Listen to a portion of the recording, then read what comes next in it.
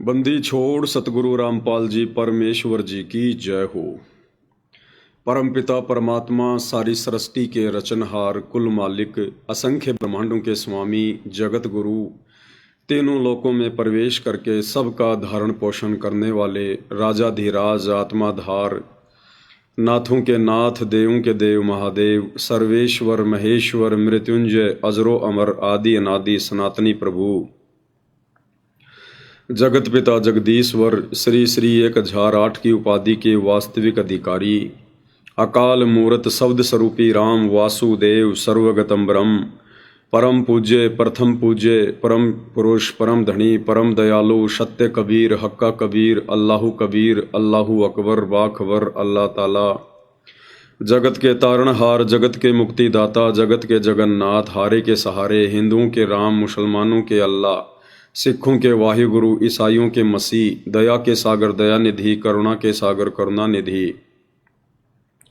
स्वयंभू परिभू संकट मोचन कष्ट हरण मंगल करण दुख भंजन अविगत कबीर निर्विकार निर्विषम परमात्मा अलय अलेख सतगुरु आदि अनादि सतगुरु असली मर्यादा पुरुषोत्तम असली राम असली कृष्ण असली घनश्याम असली मुरारी राजाओं के राजा महाराजाओं के महाराजा शहंशाहों के शहंशाह सम्राटों के सम्राट भगवानों के भगवान अल्लाहों के अल्लाह प्रभुओं के प्रभु मसीहाओं के मसीह सच्चे वाहिगुरु बाबाओं के बाबा पीरों के पीर सेठों के सेठ जगत सेठ सावड़सा सेठ सर्वगुण संपन्न अनंत कोटि कलाओं के स्वामी अनंत कोटि ब्रह्मांडों के नायक योगियों में महायोगी ध्यानियों में महाध्यानी सिद्धों में परम सिद्ध ज्ञानियों में तत्व ज्ञानी ब्रह्म ज्ञानी महाज्ञानी परम ज्ञानी सर्वश्रेष्ठ ज्ञानी विज्ञानी युवा कबीर समर्थ कबीर असंवाद अमित ओजा सच्चे रहनुमा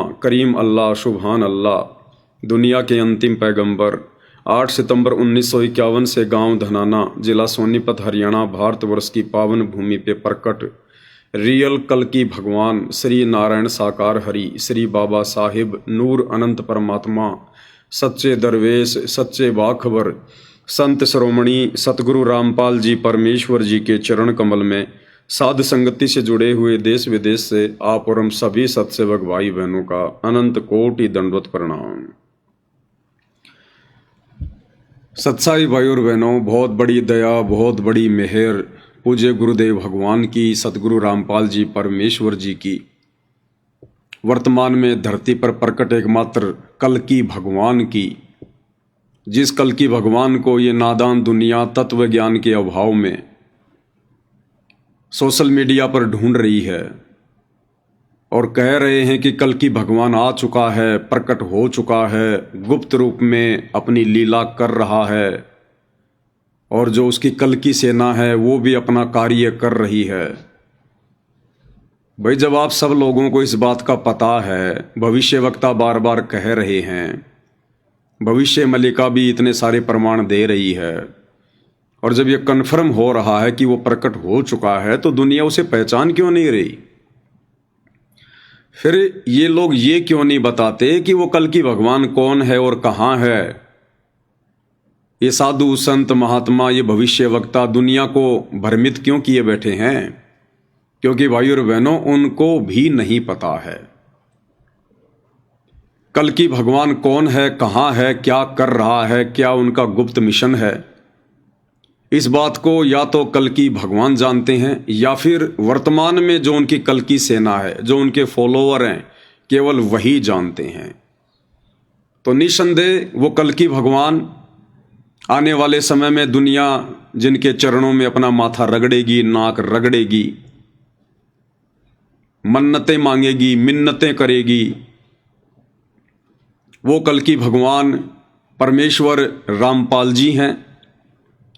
और उनकी जो कल की सेना है, रियल में उनकी जो सेना है, सेना तो उनकी लाखों में है, परंतु जिसे कल की सेना कहा जा रहा है, यानी कल की भगवान के प्रमुख सेवादार, कल की भगवान के द्वारा चुनी हुई चुनिंदा आत्मा, तो वो कल की सेना है सत्सेवक भाई बहन, साध संगति से जुड़े हुए भाई बहन। परमेश्वर रामपाल जी के लाखों की संख्या में देश विदेश में फॉलोवर हैं, वो कल की सेना नहीं है। देश विदेश में जितने भी उनके भगत हैं, और उन भगतों में यदि कोई साध संगति से जुड़ा हुआ है, सतसेवक है, सतसेवक का मतलब सच्चा भगत है, हर प्रकार से मर्यादाओं में रहते हुए एक भगत के सारे आभूषण, गुण, लक्षण, स्वभाव अपने ऊपर धारण करके, जो अपने कल्कि भगवान परमेश्वर रामपाल जी के वचन में रहकर, मर्यादाओं में रहकर हर प्रकार से संघर्ष करते हुए जो भक्ति कर रहे हैं, वे भगत भाई बहन, वे चाहे देश में हो या विदेश में हो, रियल में वो कल्कि भगवान की सेना है। तो ये 2028 के आसपास दुनिया को पता चलेगा। अभी तो दुनिया हवा में फायर कर रही है, क्योंकि असल में दुनिया को भी अभी कल्कि भगवान की जरूरत नहीं है। दुनिया को जरूरत उस समय पड़ेगी जब दुनिया के घुटने टूट लेंगे। अभी तो बढ़िया रोजगार चल रहा है, बढ़िया बच्चे पढ़ रहे हैं, बढ़िया नौकरी है, सारी भौतिक सुख सुविधा है, बढ़िया शरीर है, घर पर कोई आपत्ति नहीं है। ऐसे में भला किसको कल्कि भगवान की जरूरत? केवल फॉर्मेलिटी में लोग झूम रहे हैं। लेकिन आने वाले 3 से 4 वर्षों में पूरी दुनिया को कल्कि भगवान की जरूरत पड़ेगी। कल्कि भगवान परमेश्वर रामपाल जी के अलावा आने वाले युग परिवर्तन के दौरान जो प्राकृतिक आपदाएं अपना तांडव मचाने वाली हैं, कहीं बाढ़ आएगी, कहीं भूकंप आएगा, 15-15 रिएक्टर का, अभी तो खाली 7-7 रिएक्टर के आ रहे हैं, 15-15 रिएक्टर के भूकंप आएंगे, धरती डोल उठेगी, भयानक मंजर होगा, कहीं सूखा पड़ा होगा, खाने को अनाज का दाना नहीं होगा, कहीं बाढ़ से जनजीवन अस्त व्यस्त हो चुका होगा, कई महामारी ने जोर पकड़ रखा होगा, डॉक्टर भी हॉस्पिटल छोड़ छोड़ के भागने पर मजबूर हो जाएंगे, वैज्ञानिक भी अपना दिमाग लगाना छोड़ देंगे कि ये क्या हो रहा है, चलते चलते आदमी क्यों मर रहे हैं। तो भाई और बहनों, उस समय इस दुनिया को कल्कि भगवान की आवश्यकता महसूस होगी। और क्यों महसूस होगी? क्योंकि वर्तमान में यह नादान दुनिया जिन काल के द्वारा भेजे गए आधे अधूरे संतों पर, महंतों पर, बाबाओं पर, मंडलेश्वर पर, शंकराचार्यों पर, पोप और पादरियों पर, पाठियों पर ये आशा लगा के बैठी हुई है कि आने वाले विनाशकारी समय में ये हमारे गुरुजन हमारी रक्षा करेंगे, ये पोप और पादरी, ये पाठी, ये पास्टर हमारे लिए प्रार्थना करेंगे, दुआ करेंगे, और हमारे देवी देवता, हमारे जो पितर वगैरह हैं वो हमारी रक्षा करेंगे। तो भाई और बहनों, आने वाला जो विनाशकारी समय है 2028 निश्चित है। उस समय ये ना तो देवी देवता दिखाई देंगे, ढूंढने से भी नहीं मिलेंगे, ढूंढने से भी, जैसे कोरोना में सारे के सारे छुप गए थे, अपने मंदिरों के भी दरवाजे बंद करवा लिए थे। जबकि विचार करना चाहिए, इंसान भक्ति क्यों करता है, इंसान पूजा पाठ क्यों करता है, दान धर्म क्यों करता है, तीर्थों पर क्यों धक्के खाता है, कावड़ क्यों लेके आता है, व्रत क्यों करता है, बाबाओं की शरण में क्यों जाता है, मंदिरों में, मस्जिदों में, चर्चों में, गुरुद्वारों में क्यों जाता है? सिर्फ इसलिए कि परमात्मा हमारी रक्षा करेंगे। आने वाले समय में यदि हमारे परिवार पर, हमारे स्वास्थ्य पर, हमारे बच्चों पर, हमारी संपत्ति पर, हमारे व्यवसाय पर यदि कोई संकट आना होगा तो ये हमारी रक्षा करेंगे, बीमारियों से हमारी रक्षा करेंगे, मुसीबत के समय हमें सहारा देंगे। इसलिए दुनिया इन जगहों पर जाती है, पूजा अर्चना पाठ करती है, दान धर्म करती है। लेकिन दुनिया वालों को विचार करना चाहिए, जब 2020 में कोरोना काल था, उस समय ना तो हिंदुओं के देवी देवता सामने आए, ना मुसलमानों का अल्लाह सामने आया, ना ईसाइयों का वाहे गुरु सामने आया, ना ही सिखों का वाहे गुरु सामने आया और ना ही ईसाइयों का मसीहा सामने आया। कोई सामने नहीं आया उस समय। और जितनी भी उनकी जगह थी, मंदिर, मस्जिद, चर्च, गुरुद्वारे, गिरजाघर, लोगों ने दरवाजे बंद कर दिए। हिंदुओं ने तो हद पार कर दी, अपने देवी देवताओं के मुंह पर मास्क चढ़ा दिए पत्थरों की मूर्तियों पर, कि जाने वाला पहले ही स्थिति को भाप ले कि यहां तो भाई ये देवी देवता खुद भी भयभीत हैं, डरे हुए हैं कोरोना से। इन्होंने खुद ही अपने ऊपर अपने पुजारियों से मास्क चढ़वा लिए हैं। ये भला हमारी क्या रक्षा करेंगे, क्या बचाव करेंगे? तो भाई और बहनों, हमने आंखें खोल लेनी चाहिए। हम जानवर नहीं हैं, 84 लाख योनियों के मंदबुद्धि प्राणी नहीं हैं।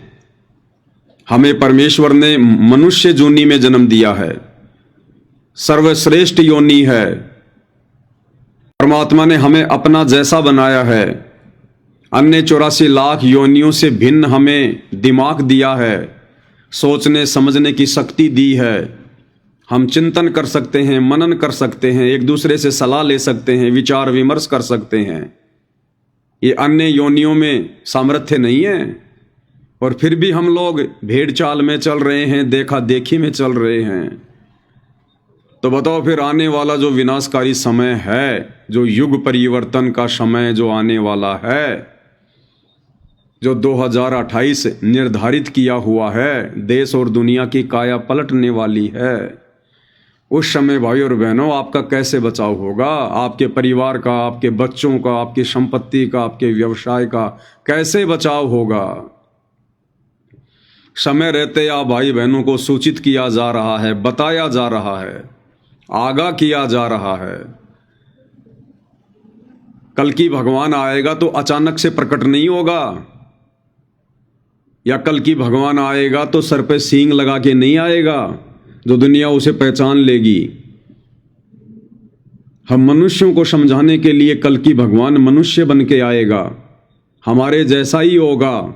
उनके भी 2 हाथ होंगे, 1 नाक होगा, 2 आंखें होंगी, 2 पैर होंगे। वे भी ऐसे ही होंगे, क्योंकि इंसानों को समझाने के लिए इंसान ही बनकर आना पड़ेगा। जो भाई बहन ये बातें करते हैं कि भाई वो अचानक से प्रकट होंगे, तो अचानक से प्रकट होने का मतलब ये नहीं है कि जैसे खंबे से नरसिंह भगवान प्रकट हुए थे ऐसे प्रकट होंगे अचानक से, यानी उसी दिन वो दुनिया में अस्तित्व में आएंगे, उससे पहले वो धरती पर नहीं थे। ऐसा नहीं होगा।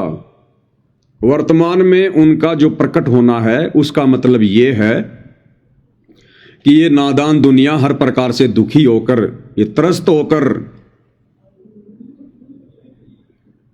और उस कल की भगवान को उस समय पहचानेगी जब इनके सारे सहारे आसरे समाप्त हो चुके होंगे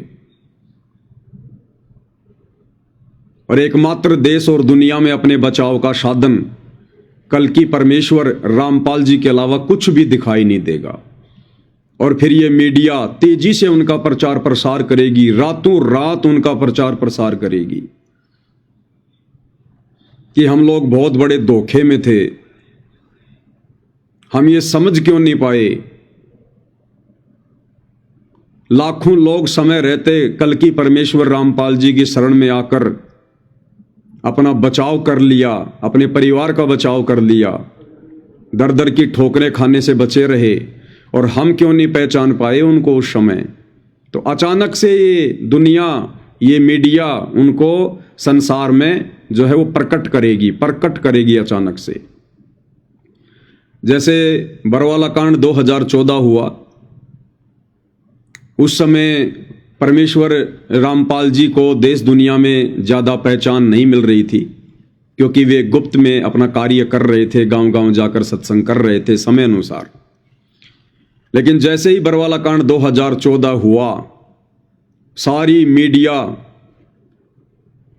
बरवाला आश्रम के आगे जाके डेरा जमा के बैठ गई और बस इसी उम्मीद में कैमरे लगाकर बैठी थी कि कब बाबा रामपाल बाहर आएगा, कब बाबा रामपाल बाहर आएगा, कोर्ट में जाएगा। तो पूरी दुनिया उस समय उनको देख रही थी। इसी प्रकार विनाशकारी समय के बाद जब इस देश और दुनिया की आंखें खुलेंगी, अपना 80% समय, श्वास, संपत्ति नष्ट करवाकर, उस समय जब लोगों की आंखें खुलेंगी, तब ये कल की परमेश्वर सतगुरु रामपाल जी पूरी दुनिया के सामने प्रकट होंगे। और यही मीडिया उनको प्रकट करेगी, जिस मीडिया ने 2006 में बरवाला कांड के दौरान, 2006 में करोथा कांड के दौरान उनके प्रवचन ना सुन पाने के कारण, उनको ना पहचान पाने के कारण उनकी बदनामी का कारण बनी, वही मीडिया आने वाले समय में 2028 के आसपास जो भी समय परमेश्वर ने निर्धारित किया हुआ है, यही मीडिया उन्हें देश और दुनिया में फेमस करेगी। और कल की परमेश्वर रामपाल जी की भक्ति के अलावा, उनकी पूजा पाठ के अलावा इस पूरी पृथ्वी पर दूसरी कोई भी साधना, कोई भी पूजा पाठ नहीं रहेगी। ये बातें वर्तमान में आपको अविश्वसनीय लग सकती हैं, अतिशयोक्ति युक्त लग सकती हैं, परंतु यही परम सत्य है। क्योंकि जब जब कोई भी महापुरुष इस पृथ्वी पर आता है, इस धरा पर आता है, हम उन्हें उस समय ना पहचान कर उस समय पहचानते हैं जब वो महापुरुष यहां से चले जाते हैं। जैसे त्रेता में रामचंद्र जी आए थे तो विष्णु जी के ही अवतार थे, स्वयं विष्णु ही थे। क्या दुनिया ने उनका फायदा उठाया? नहीं उठाया। दुनिया उनकी दुश्मन बनी रही। उनके घर में भी किसी ने उनको विष्णु का अवतार नहीं माना।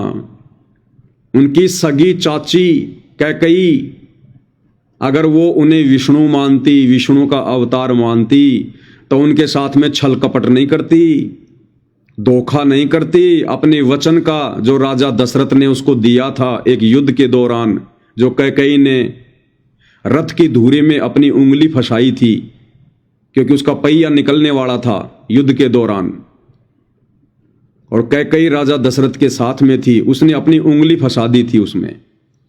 बाद में जब राजा दशरथ को युद्ध जीतने के बाद पता चला कि इसने तो बहुत बड़ी कुर्बानी दी है, तो खुश होकर कहा था कि मांगो, क्या मांगते हो? तब उसने कहा था कि समय आने पर मांगूंगी, क्योंकि काल ने वो समय निश्चित किया हुआ था। क्योंकि ये राम कृष्ण ब्रह्मा विष्णु महेश की जो स्टोरी है भाई और बहनों, ये पहले से लिखी हुई होती है, सब कुछ निर्धारित होता है। तो उसने कहा कि समय आने पर मांगूंगी।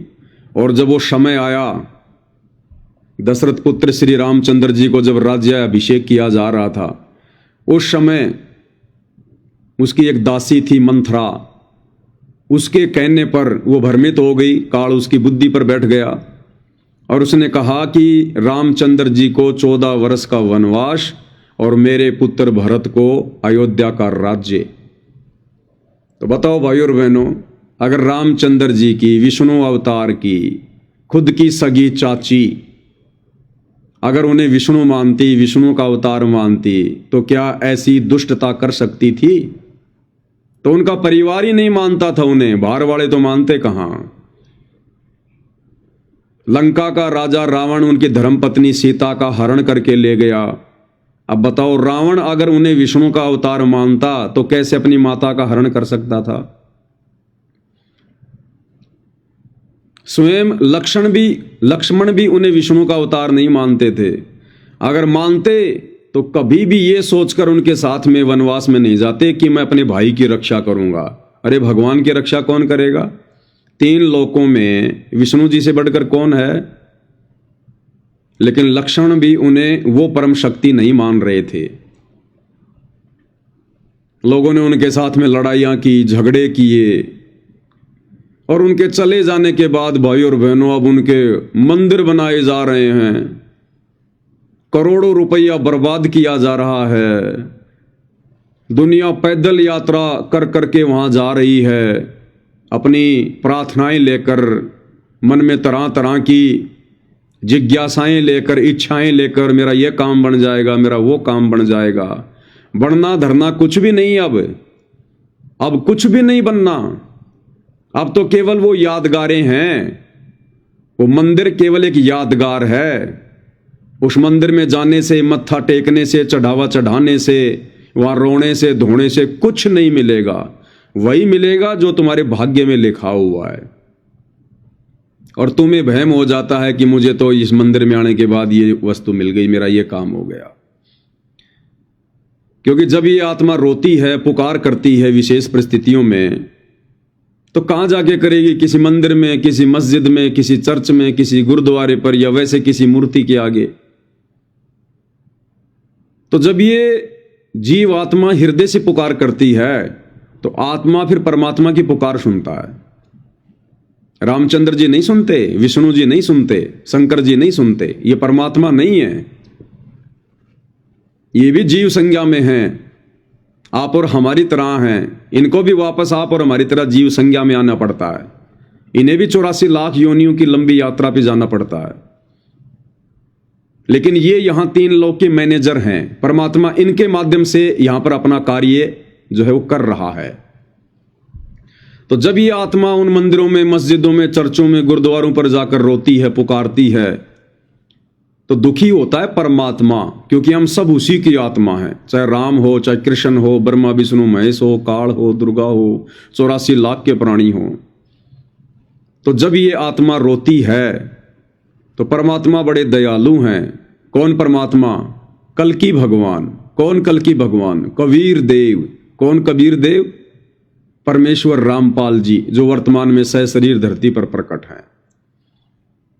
तो ये परमेश्वर फिर आत्मा की पुकार सुनता है और उसकी पुकार को डाइवर्ट कर देता है यहां के मैनेजरों के पास में, यानी धर्मराय के दरबार में, धर्मराज के पास में, जो सभी का हिसाब किताब रखता है परमेश्वर के हुक्म से। एक सिस्टम बना रखा है गुरुदेव ने।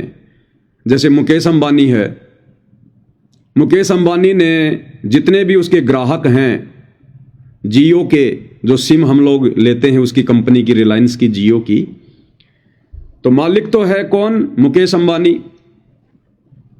हम सब ने उसकी सिम ले रखी हैं, यूज कर रहे हैं, रिचार्ज हम जो है करवा रहे हैं।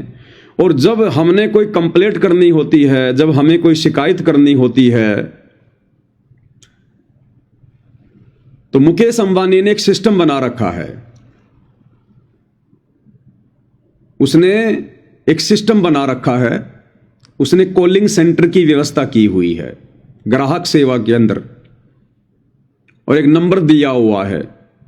उस नंबर पे जब हम लोग डायल करते हैं मोबाइल से, तो उसने जिन जिन व्यक्तियों की ड्यूटी लगा रखी है वो हमारा फोन उठाएंगे और वो हमारी समस्या को सुनेंगे, और यदि हमारी समस्या सुलझाने योग्य होगी तो फिर वो सुलझाई जाती है।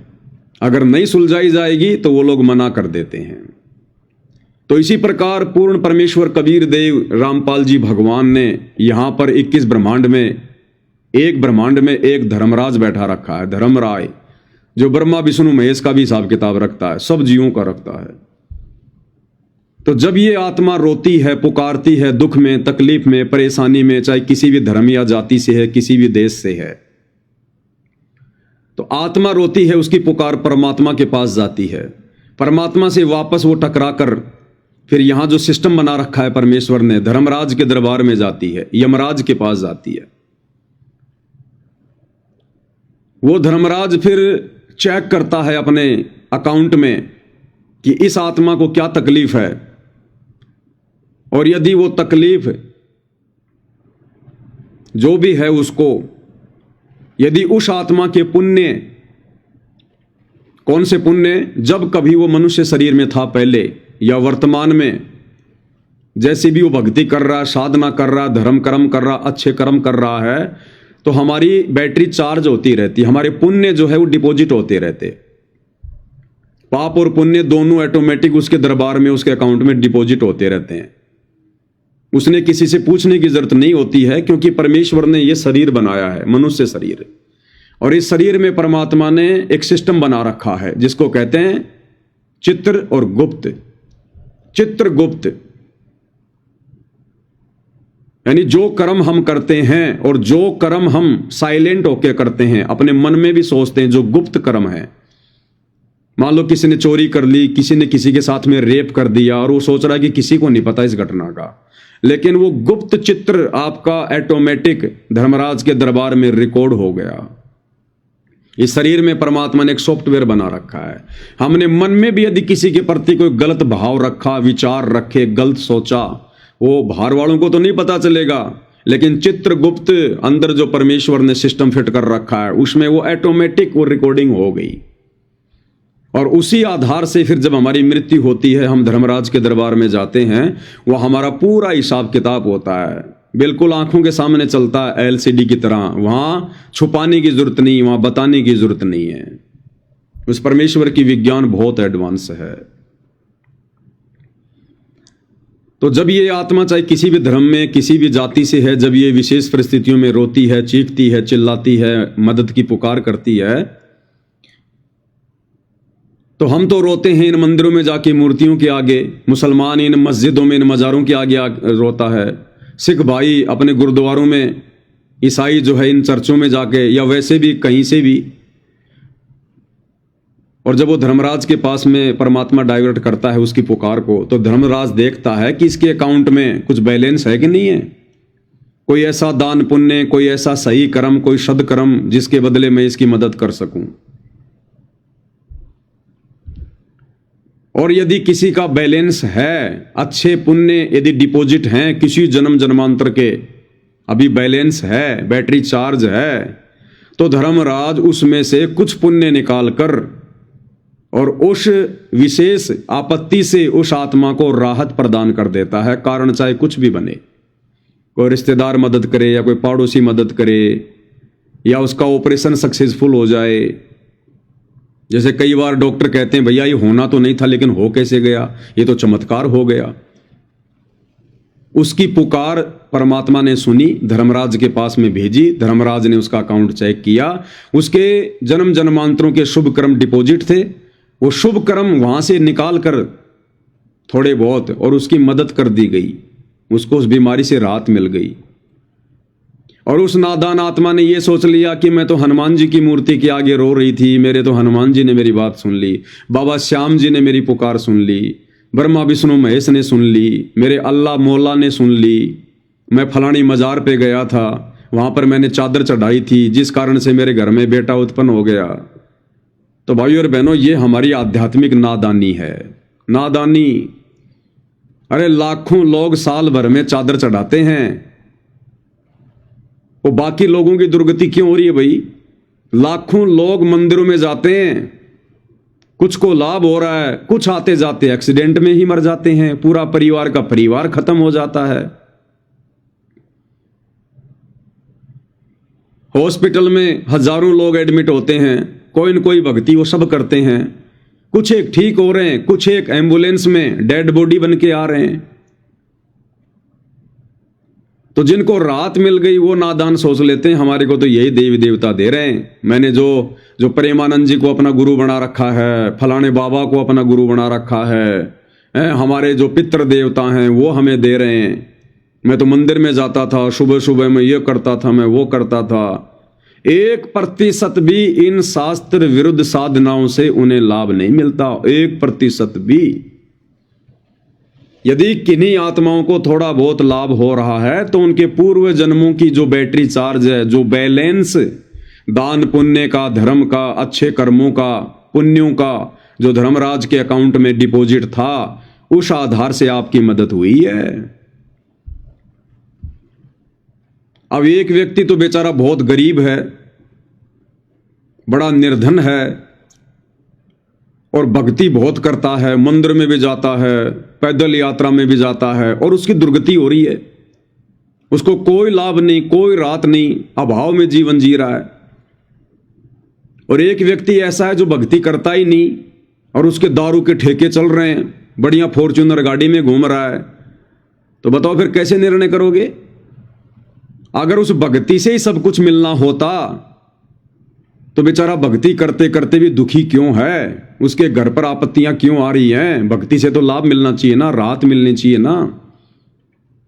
लेकिन वो जो भक्ति कर रहा है, वो जिन्हें परमात्मा मानकर उन पत्थरों की मूर्तियों पर आशा लगाए बैठा है, ये शास्त्रों के विरुद्ध है। मंदिर में, मस्जिद में, चर्च में, गुरुद्वारों में परमात्मा नहीं है।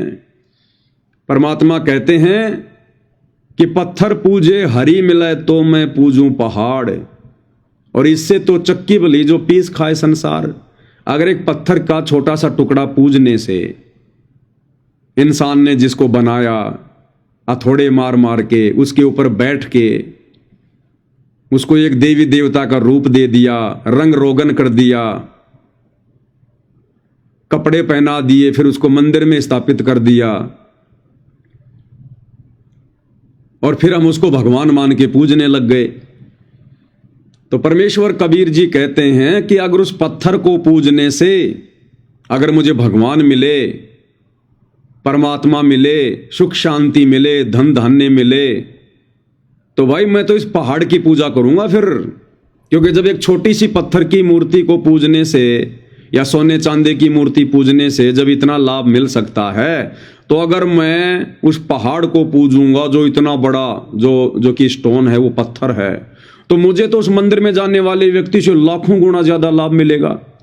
क्योंकि उसकी मूर्ति तो मुश्किल से आधा किलो की होगी, 2 किलो की होगी, पाव भर की होगी, और ये पत्थर तो इसका तो वजन ही काउंट नहीं होता, तो मुझे तो बहुत ज्यादा लाभ मिलेगा।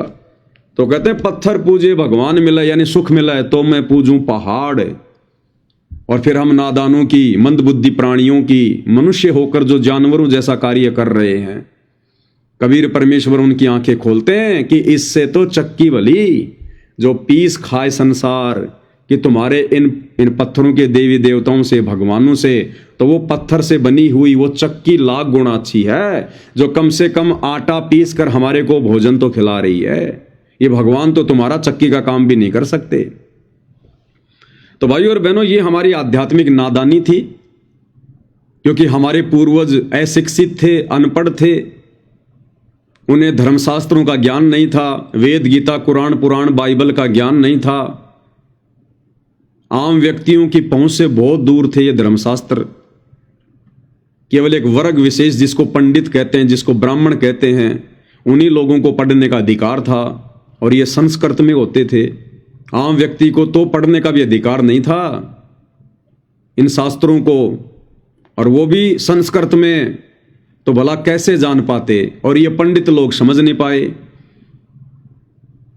ब्राह्मणों के वंशज कहे जाते हैं श्री ब्रह्मा जी, और पूज्य परमेश्वर रामपाल जी भगवान ने श्रीमद् भागवत उसको खोल के दिखा दिया, बता दिया। 6वां स्कंद 3रा अध्याय। ना ब्रह्मा जी को ज्ञान है, ना सृष्टि का ज्ञान है, ना उन्हें परमात्मा का ज्ञान है, उन्हें खुद की उत्पत्ति का भी ज्ञान नहीं है कि मैं कैसे पैदा हो गया, मेरे को किसने पैदा किया। ना विष्णु जी को ज्ञान है, ना शंकर जी को ज्ञान है, फिर अन्य देवी देवताओं को कहां से ज्ञान होगा। और फिर ये मनु जैसे, पाराशर जैसे, वेद व्यास जैसे, ना इनको ज्ञान है। तो बताओ फिर हमारे पूर्वजों को, जिन्होंने बेचारों ने जिंदगी में कभी वेदों की शक्ल भी नहीं देखी, गीता जी की शक्ल भी नहीं देखी, उन्हें कैसे ज्ञान होता। तो जैसा उन ब्राह्मणों ने, उन पंडितों ने,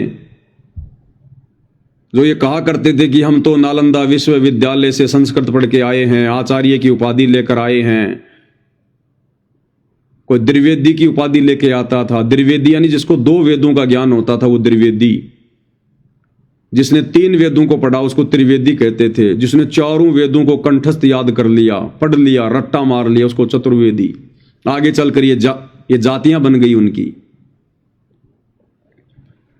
तो हमारे पूर्वजों ने अशिक्षा के कारण और विश्वास कर लिया कि ये पंडित लोग जो इतनी बड़ी बड़ी यूनिवर्सिटियों में पढ़ के आए हैं, धारा प्रवाह संस्कृत बोल रहे हैं, इन्हें तो पूरा ज्ञान होगा भक्ति और भगवान का। जबकि उनको तो क ख ग भी ज्ञान नहीं था भक्ति और भगवान का, क ख ग भी। हालांकि वेदों में आदि अधूरी साधना है परमात्मा की, कंप्लीट ज्ञान नहीं है, लेकिन वो भी इन लोगों को नहीं पता था। और काल की साधना में, ब्रह्मा विष्णु महेश तक की साधना में, गीता जिसको मना कर रही है अध्याय 7 श्लोक 12 से 15 में, उसी में उलझा के रखा। और उन आत्माओं को थोड़ा बहुत जो लाभ मिल जाता था, वो केवल उनके पूर्व जन्मों के पुण्यों के बैलेंस के आधार पर मिलता था। और वो सोच लेते थे कि ये पंडित जी ने हमें जो विधि बताई है कि सोमवार का व्रत कर ले, शुक्रवार का व्रत कर ले, सत्यनारायण की कथा कर ले, कावड़ ले आ, पैदल यात्रा कर ले, फलाने पीपल के पेड़ के धागा बांध दे, चौराहे पर ये टुंडर फुंडर कर दे, जंतर मंतर कर दे।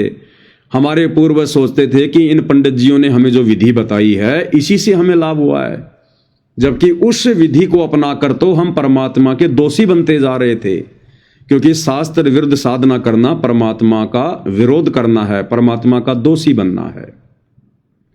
तो इन पंडितों ने, इन ब्राह्मणों ने तो आप और हमारे को हमेशा परमात्मा का अपराधी बनाया है, और हमें जो लाभ मिल रहे थे वो उल्टी साधना, जंतर मंत्र, टुंडर फुंडर करते करते वो दे रहा था परमपिता परमेश्वर हमारी ही भक्ति से, जो किसी जन्म में हमने उस परमेश्वर की शरण में आकर सत भक्ति की होती है, जो हमारा भक्ति बैलेंस धर्मराज के दरबार में डिपॉजिट था, उसी से हमें लाभ मिलता था। तो जो व्यक्ति पूरी जिंदगी भक्ति कर रहा है, मंदिर में जाता है, व्रत करता है, दान पुण्य करता है, और वो बेचारा अभाव का जीवन जी रहा है, उसके संकट दूर होने का नाम भी नहीं ले रहे, और एक व्यक्ति दारू के ठेके खोल के बैठा है, 2 नंबर के काम कर रहा है, झूठ पे झूठ बोलता है, मिलावट करता है, रिश्वत लेता है, और वो ना कोई भक्ति करता, और उसके ठाठ हो रहे हैं। तो भाइयों और बहनों, जो व्यक्ति वर्तमान में मंदिर में, मस्जिद में, चर्च में, गुरुद्वारों पर भक्ति करते करते भी जो दुखी है, वो दुखी इसलिए है क्योंकि वर्तमान में वो जो भक्ति कर रहा है वो शास्त्र विरुद्ध है, हमारे धर्म ग्रंथों के विरुद्ध है, वो मनमाना आचरण है, जिस कारण से उस वर्तमान भक्ति से वो चाहे मंदिर में जाए, चाहे मस्जिद में, चाहे चर्च में, चाहे गुरुद्वारों पर, चाहे किसी बाबा की शरण में जाए, उसको उस भक्ति से कोई लाभ नहीं होना है, और उसके पूर्व जन्मों की भक्ति का जो बैलेंस होता है वो भी धर्मराज के दरबार में खाली पड़ा है, जिस कारण से उसका कहीं से भी कोई राहत उसको नहीं मिल रही है। और अंत में वो आत्मा क्या सोचती है कि भाई धरती पर भगवान है ही नहीं, कि धरती पर कोई भगवान नहीं है, और उस व्यक्ति को देखकर अन्य लोग भी, उसके रिश्तेदार, उसके गांव वाले, उसके समाज वाले भी ये सोच बैठते हैं नादानी में कि भाई धरती पर भगवान नाम की कोई चीज नहीं है। अरे इस आदमी से ज्यादा भक्ति कौन करता होगा, इसने कोई मंदिर नहीं छोड़ा, सारे ये व्रत करता था, कभी इसने किसी का बुरा नहीं किया, चींटी तक को कभी इसने सताया नहीं, और भक्ति करते करते इसकी दुर्गति हो रही है, भाई धरती पर भगवान नहीं है, ये सोचकर वो लोग भी नास्तिक होते जा रहे हैं। जबकि विचार करना चाहिए भाइयों और बहनों, जब तक हमें गीता अध्याय 4 श्लोक 34 के अनुसार वो तत्वदर्शी संत नहीं मिलेगा, और तत्वदर्शी संत कौन होता है? स्वयं कबीर भगवान, कल की परमात्मा, वो स्वयं ही सतगुरु बनकर, तत्वदर्शी संत बनकर धरती पर आता है, हम आत्माओं को सत्य ज्ञान देता है, शास्त्रों के अनुसार साधना बताता है। लेकिन ये काल प्रेरित नकली धर्म गुरु, साधु, संत, महात्मा, मंडलेश्वर, आचार्य, शंकराचार्य, पोप, पादरी, ये लोग उस परमात्मा के घोर विरोधी बन जाते हैं, उसके दुश्मन बन जाते हैं, क्योंकि संकट इनकी रोजी रोटी पे आ जाता है। उस परमेश्वर के ज्ञान को ये सुनते भी हैं, समझते भी हैं, और इन धर्म गुरुओं को यह पता भी चल जाता है कि जो साधना इस महापुरुष के द्वारा जो समझाई जा रही है, जो बताई जा रही है, बिल्कुल सत्य है, शास्त्रों में ऐसा ही लिखा है। लेकिन अपने स्वार्थ के कारण, काल प्रेरणा के चलते, कि यदि हमने इसकी साधना को स्वीकार कर लिया तो हमने फिर ये कर्मकांड छोड़ने पड़ेंगे, जो ये जंतर मंत्र, टुंडर फुंडर, व्रत, आन उपासना, ये हमने छोड़नी पड़ेंगी, और समाज को सच्चाई बतानी पड़ेगी। और अगर समाज को हमने सच्चाई बता दी तो फिर हमारा ये धंधा कैसे चलेगा, हमारी रोजी रोटी कैसे चलेगी, हमारे बच्चे कैसे पढ़ेंगे। तो अपने स्वार्थ के लिए ये लोग फिर समाज को गुमराह करके बैठे रहते हैं, क्योंकि आम समाज शिक्षित नहीं होता, तो कह देते हैं कि ये तो अनपढ़ है, इसको क्या पता शास्त्रों का, इसको क्या पता संस्कृत का, इसने कोई गुरु नहीं बनाया हुआ, हमने देखो ये बचपन से संस्कृत पढ़ी है, हम नालंदा विश्वविद्यालय में आचार्य की डिग्री लेकर आए हैं, और आम समाज भी बेचारा नादानी में उनको पंडित मानकर, ब्राह्मण मानकर, शास्त्रों का ज्ञाता मानकर, उनकी धारा प्रवाह संस्कृत से प्रभावित होकर और उस महापुरुष को रिजेक्ट कर देते हैं जो सत्य साधना बताते हैं, जिस साधना के करने से तुरंत लाभ शुरू हो जाते हैं। तो जिस कारण से भाइयों और बहनों ये समाज धीरे धीरे धीरे धीरे नास्तिकता की ओर बढ़ता जा रहा था।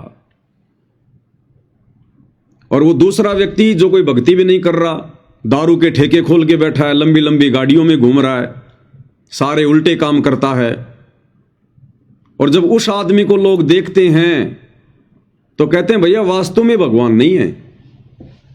ये देखो नास्तिक आदमी कभी मंदिर नहीं जाता, मस्जिद नहीं जाता, कोई भक्ति नहीं करता, 2 पैसे ये दान धर्म पे नहीं लगाता, और देखो इसके घर में कैसे मौज हो रही है, दारू के ठेके खोल रखे हैं, बड़ा इसका बिजनेस है, व्यापार है, पैसे की कोई कमी नहीं है।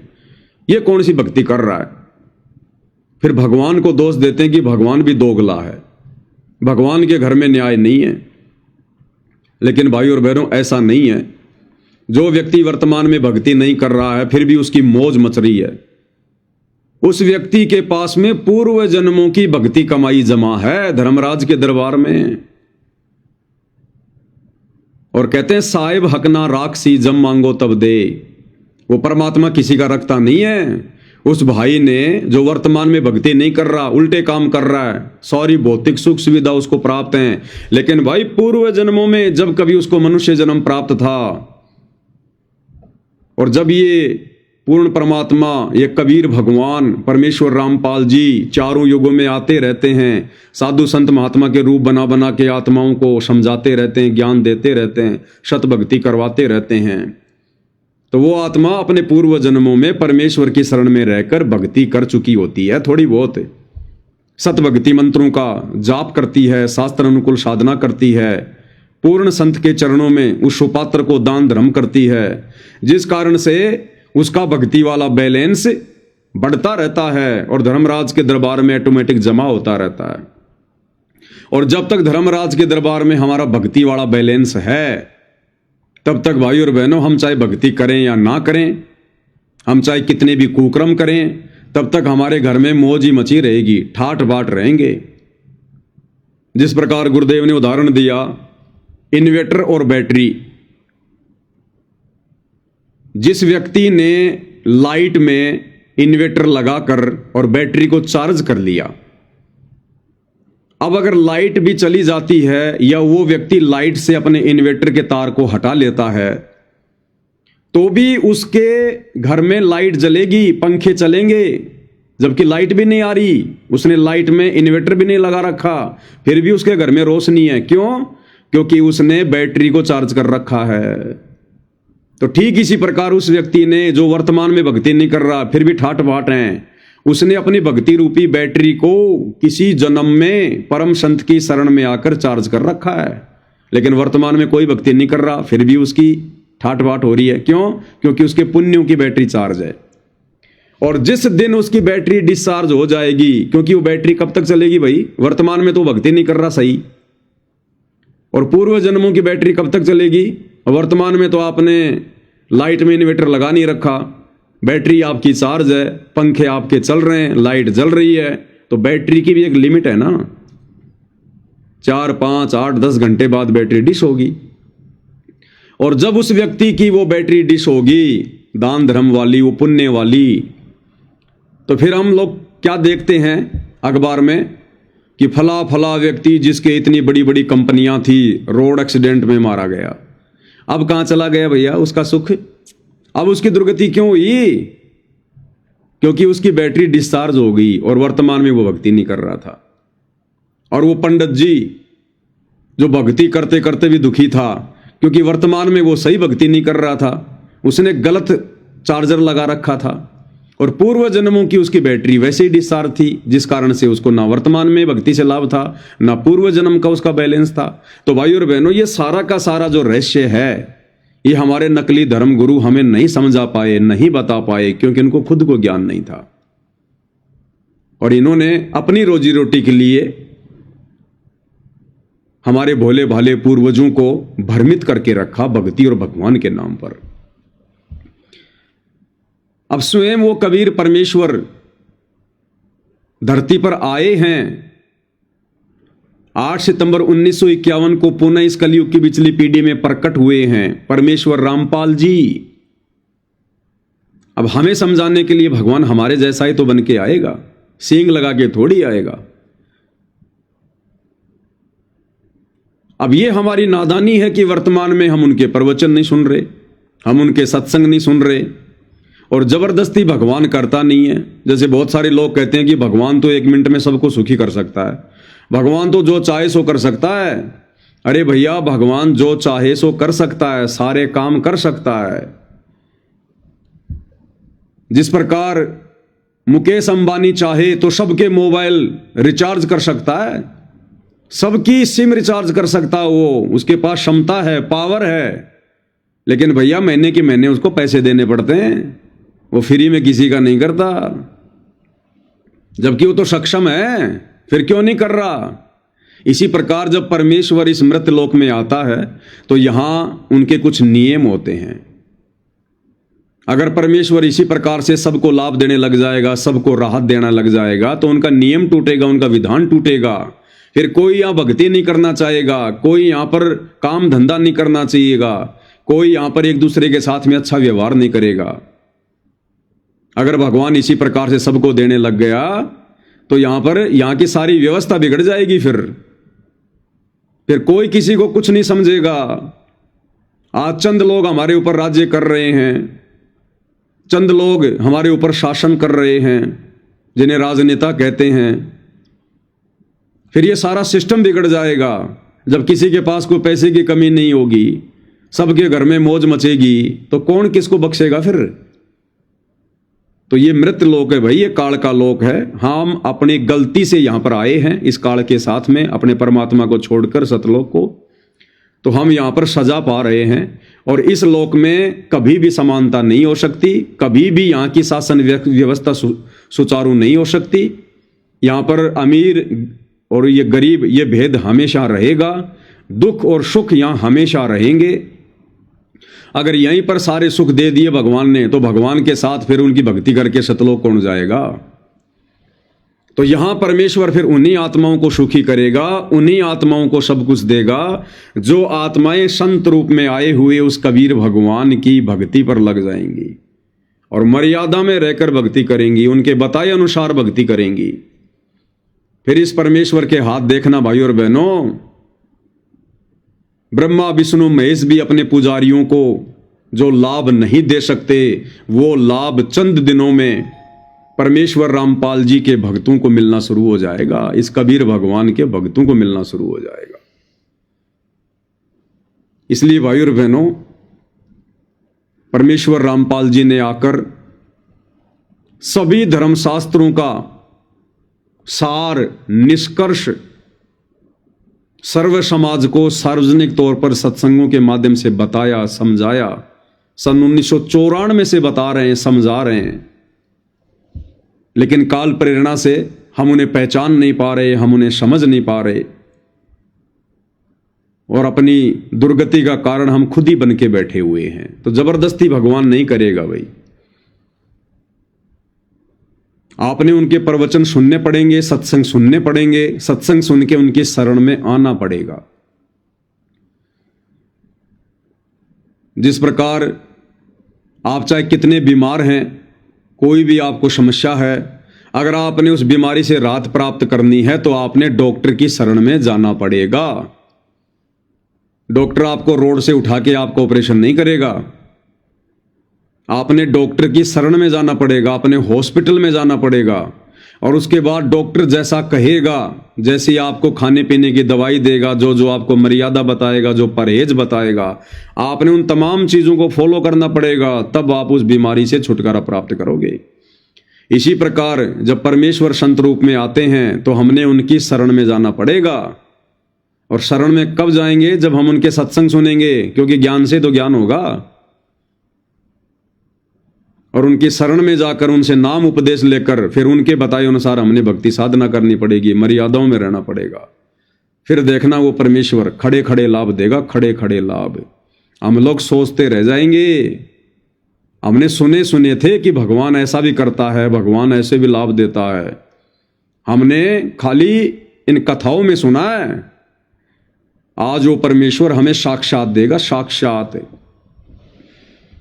क्योंकि आज से पहले हम जिनको भगवान मानकर पूज रहे थे, जिन मंदिर मस्जिद चर्च गुरुद्वारों में जा रहे थे, वहां हमें वो लाभ नहीं मिल पा रहे थे, क्योंकि हम लाभ प्राप्त करने वाली साधना कर ही नहीं रहे। हम तो देखा देखी मनमाना आचरण कर रहे हैं, भेड़ चाल में चल रहे हैं। भगवान कोई पशु थोड़ी है, कोई जानवर थोड़ी है जो मंदिर में, मस्जिद में, चर्च में, गुरुद्वारों में इन पुजारियों ने उनको बांध के रखा होगा कि जब जाओ और भगवान से लाभ प्राप्त कर लो। भगवान तो कण कण में है, सबके हृदय में विराजमान है। ये प्राण शक्ति उसी परमेश्वर की है, उसी के आशीर्वाद से हम बोल पा रहे हैं, चल पा रहे हैं, सेवा कर रहे हैं, खा रहे हैं, पी रहे हैं। और जिस दिन उसका आशीर्वाद हट जाए, उस दिन भाई और बहनों अधरंग मार जाए, लकवा मार जाए, पैरालाइसिस हो जाए, हम अपने हाथ को उठाकर भोजन भी नहीं कर सकते, मक्खियां मुंह में आएंगी जाएंगी। तो परमेश्वर तो सर्वत्र है, लेकिन उसका लाभ लेने के लिए हमने संत की शरण में जाना पड़ेगा। जिस प्रकार हवा तो सर्वत्र है, लेकिन अपनी गाड़ी के टायर में हवा भरवाने के लिए हमने पंचर की दुकान पर जाना पड़ेगा। टीचर तो सर्वत्र है, लेकिन हमने उस शिक्षा का लाभ लेने के लिए स्कूल में एडमिशन लेना पड़ेगा। इसी प्रकार यदि हमने आध्यात्मिक लाभ लेना है वास्तव में, तो हमने परम संत की शरण में जाना पड़ेगा। और परम संत की शरण में जाने से पहले उनके सत्संग सुनने पड़ेंगे। और इस पूरी पृथ्वी पर वर्तमान में एकमात्र परम संत परमेश्वर रामपाल जी हैं। इनके अलावा कोई भी संत कहलाने का अधिकारी नहीं है। कोई भी आचार्य, शंकराचार्य, साधु, संत, मठाधीश कहलाने का अधिकारी नहीं है। इस संसार में परमेश्वर रामपाल जी के अलावा कोई भी कथा कीर्तन करने का, पूजा पाठ करवाने का, भक्ति बताने का, नाम उपदेश देने का कोई भी अधिकारी नहीं है। कोई भी। ये सब लोग भ्रमित हैं, भ्रमित। जितने भी साधु संत महात्मा हम देख रहे हैं टीवी चैनलों पर, इन आश्रमों में, सब भ्रमित हैं। ये काल ने बैठा रखे हैं अपने एजेंट, ताकि हम उस परम संत की शरण में ना चले जाएं। जगह जगह इसने ये बैरियर लगा दिए काल ने कि अगर कोई भक्ति करना चाहे तो मेरे दूतों के यहीं फंस के रह जाए। तो भाई और बहनों, काल का भी बहुत भयंकर षड्यंत्र है यहाँ पर, और इस षड्यंत्र से परमात्मा ही निकाल सकते हैं, और निकालेगा उन्हें जो खुद निकालना चाहेंगे। तो पूज्य गुरुदेव भगवान रह रहकर इस पृथ्वी पर आते रहते हैं। ये परमात्मा हम आत्माओं के लिए रह रहकर चारों युगों में आते हैं, भिन्न भिन्न रूप धारण करके। कभी 2 साल, कभी 10 साल, कभी 50 साल, कभी पूरा जीवन यहाँ पर एक लीला करके जाते हैं। और हम नादानों की बैटरी को शत भक्ति देकर चार्ज करके चले जाते हैं, क्योंकि वो समय मोक्ष का नहीं होता है। मोक्ष का समय चारों युगों में, इस कलयुग में जो ये पिछली पीढ़ी का समय है वर्तमान का, यही समय होता है। तो आज से पहले परमेश्वर हमें थोड़ी बहुत भक्ति देकर, दान पुण्य करवा कर, हमें शत भक्ति के जो मंत्र हैं वो देकर हमारी बैटरी को चार्ज करके चले जाते हैं, ताकि हमें मनुष्य जन्म मिलते रहें, थोड़े बहुत लाभ हमें मिलते रहें, भक्ति और भगवान पर हमारी आस्था बनी रहे। अन्यथा ये इंसान कब का नास्तिक हो जाता, कब का ये मंदिर मस्जिद चर्च गुरुद्वारे पूज पूज के, नकली साधु संतों को पूज पूज के कब का नास्तिक हो जाता। लेकिन हमारी आस्था बनी रही, हमारी धार्मिकता बनी रही, परमात्मा ने हमें भक्ति दी। और यहाँ पर जो हम रह रहकर, और हमने सोचा कि इन बाबाओं की शरण में आने से लाभ मिल रहा है, मंदिरों में जाने से, देवी देवताओं को पूजने से लाभ मिल रहा है। तो परमात्मा यही चाहते थे कि इनकी भक्ति पर आस्था बनी रहे, इनकी श्रद्धा बनी रहे, इनके अंदर धार्मिकता बनी रहे।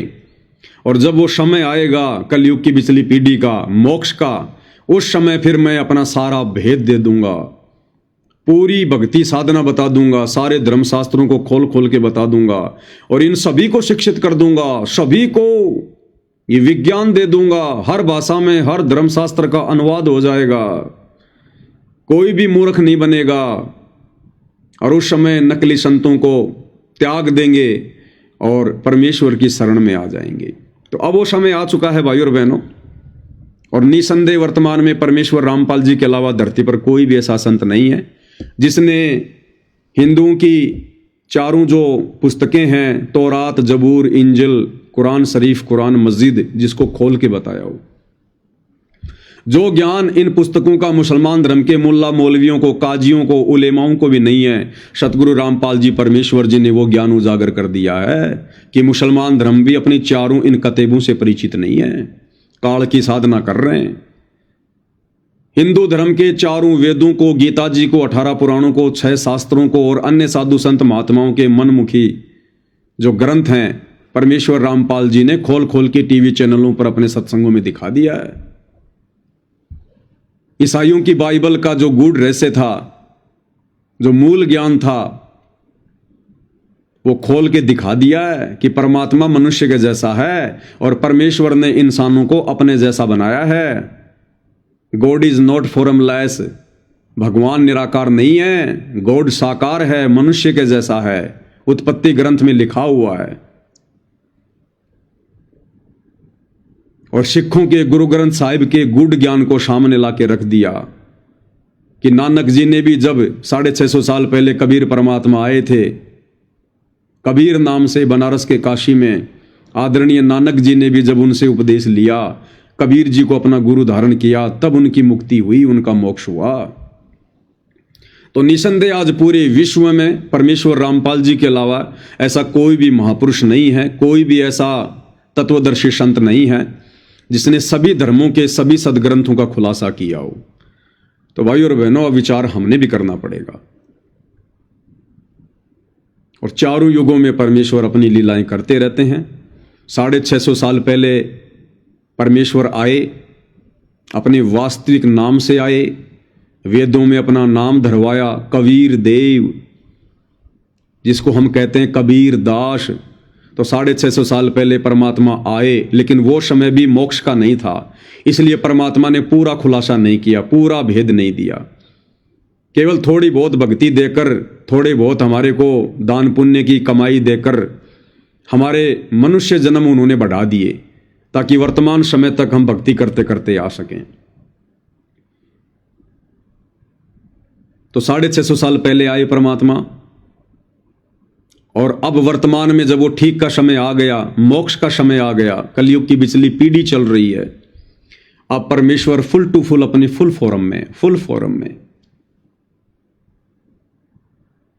वो मूल ज्ञान, वो तत्व ज्ञान, वो सार ज्ञान जो परमेश्वर ने आज तक छुपा के रखा था, अब 8 सितंबर 1951 को गांव धनाना, जिला सोनीपत, हरियाणा की पवित्र भूमि पर प्रकट होकर 1951 से एक आम व्यक्ति की भूमिका करते हुए फिर 17 फरवरी 1988 को अपनी ही वाणी के अनुसार कि 12वें पंथ हम ही चलावें, सब पंथों को मिलाकर एक पंथ चलावें, आदरणीय गरीबदास जी के 12वें पंथ में उन्होंने एंट्री की। आदरणीय रामदेवानंद जी को अपना मुंह बोला गुरु धारण किया, गुरु शिष्य परंपरा को बनाए रखने के लिए। और सन 1994 से परमेश्वर ये ज्ञान दे रहे हैं, ये नाम दे रहे हैं, प्रचार प्रसार कर रहे हैं, सारा अध्यात्म सबके सामने सार्वजनिक कर दिया, सभी धर्म ग्रंथों का निचोड़ निकाल के रख दिया, निचोड़। तो ये वही कबीर परमात्मा है जो 650 साल पहले आए थे। और एक सत्संग में पूज्य गुरुदेव भगवान हमें यही संकेत कर रहे हैं, यही समझा रहे हैं कि परमात्मा 650 साल पहले आए थे और आज फिर आकर हमें संभाल लिया। क्या कह रहे हैं गुरुदेव? आज फिर आकर संभाल लिए कि उस कबीर परमेश्वर ने हमें 650 साल पहले आके संभाला, हमें भक्ति दी, हमारी बैटरी चार्ज कर गए और आज फिर आके संभाल लिए। तो पहले हम पूज्य गुरुदेव जी के मुख कमल से ये अनमोल सत्संग सुनते हैं।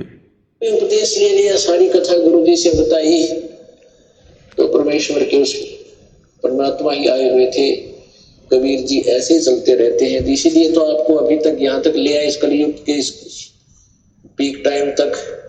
कभी कहीं आपसे भक्ति करवाई, कभी किसी रूप में कहीं प्रकट होकर आपसे भक्ति करा के आपके 2-4 जन्म उस भक्ति के कारण आपको मनुष्य के मिलते रहे। और अब 600 साल पहले फिर आ गए थे, आपकी पूरी चार्ज करके बैटरी 650 साल पहले आ गए थे, आपकी पूरी बैटरी चार्ज कर गए और अब क्या कह रहे हैं? अब आकर फिर संभाल लिए। इसी कारण से आपको मनुष्य जन्म मिलते रहे और आपके अंदर चाह है भगवान की, अब आकर फिर संभाल लिए। क्या कहा गुरुदेव ने? अब आके फिर संभाल लिए। किसने? कबीर परमात्मा ने, जो 650 साल पहले आए थे, हमारी बैटरी चार्ज करके चले गए थे। अब आके फिर संभाल लिए। एक बार फिर से सुनिए भाई और बहनों, भगवान की अब आके फिर संभाल लिए। अब आके फिर संभाल लिए। तो भाई और बहनों, अब आके हमें कब संभाला, कैसे संभाला? अब कौन है वो कबीर परमात्मा जिसने हमें संभाल लिया? क्योंकि हमारी जो धारणा बनी हुई है कबीर जी को लेकर, एक फोटो जो हम लोग देखते हैं सोशल मीडिया पर, कबीर दास, दाढ़ी मूंछ वाली, सर पर मुकुट लगा के बैठे हैं, सिंहासन पर बैठे हैं, जो फोटो किसी ने बनाकर डाल दी, एक काल्पनिक वो चित्र बना दिया। उस काल्पनिक फोटो को हम असल में कबीर जी मान बैठे और हमारे दिलो दिमाग में यह धारणा बन गई कि कबीर जी तो ऐसे थे, कबीर जी तो ऐसे थे। अगर वही दाढ़ी मूंछ वाली फोटो जैसा ही कबीर जी है तो गुरुदेव भगवान कह रहे हैं कि आज आकर फिर संभाल लिए कबीर जी ने।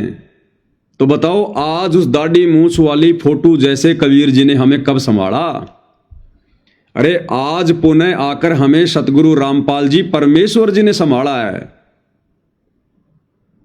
संभालने का मतलब इन्होंने हमारे को फिर से भक्ति पर लगा दिया, हमारे को फिर से वही भक्ति दे दी जो इन्होंने 650 साल पहले दी थी। हमें वही मंत्र दे दिए जाप करने के लिए जो हमें ये पहले दिए थे। हमें वही धर्म कर्म की जानकारी दे रहे हैं जो इन्होंने पहले दी थी। हमें अपना शिष्य बना लिया, अपना शागिर्द बना लिया, जो इन्होंने 650 साल पहले बनाया था, हमें संभाला था 650 साल पहले। तो आज आके फिर संभाल लिए। तो किसने संभाला? परमेश्वर रामपाल जी ने संभाला है। अब यदि कबीर जी का असली रूप यदि वो दाढ़ी मूंछ वाला है तो फिर उस दाढ़ी मूंछ वाले रूप में आकर कबीर जी ने वर्तमान में हमें क्यों नहीं संभाला? गुरुदेव कह रहे हैं वो भी परम सत्य है कि परमात्मा ने आज आके फिर संभाल लिए। आके यानी धरती पर आकर।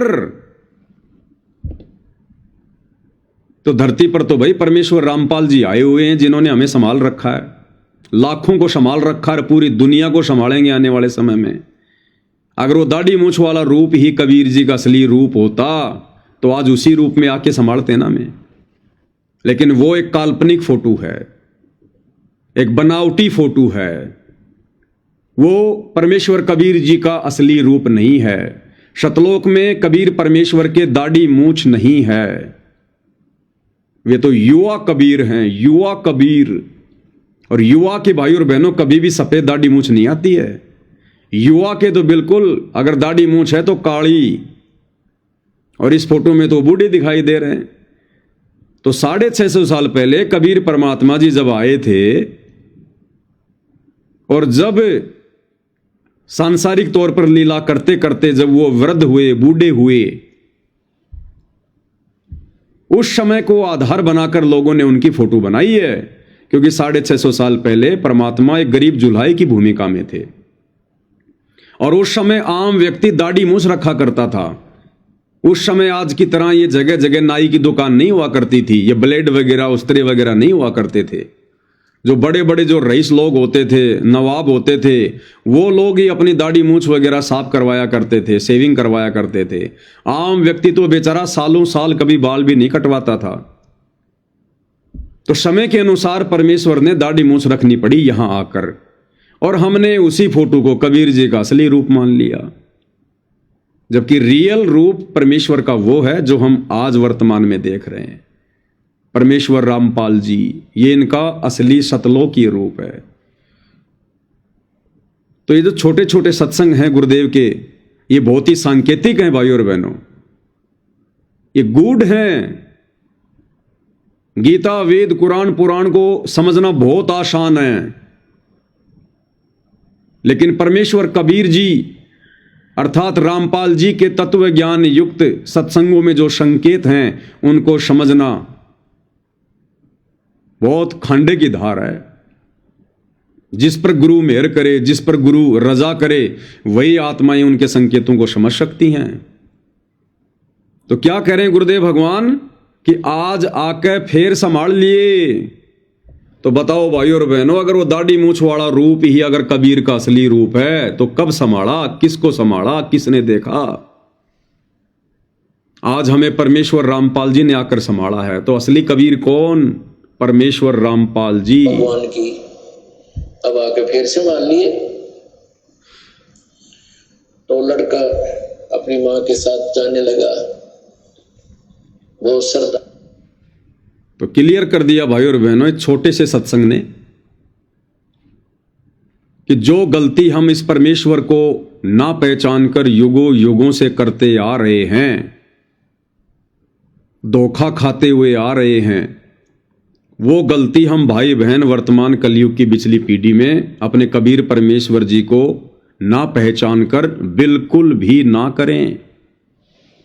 हमारी सबसे बड़ी कमजोरी एक ही बताई गुरुदेव भगवान ने कि नादानों, जब जब वो कबीर भगवान इस पृथ्वी पर आया, अब आएगा तो परमात्मा तो इंसान बन के आएगा।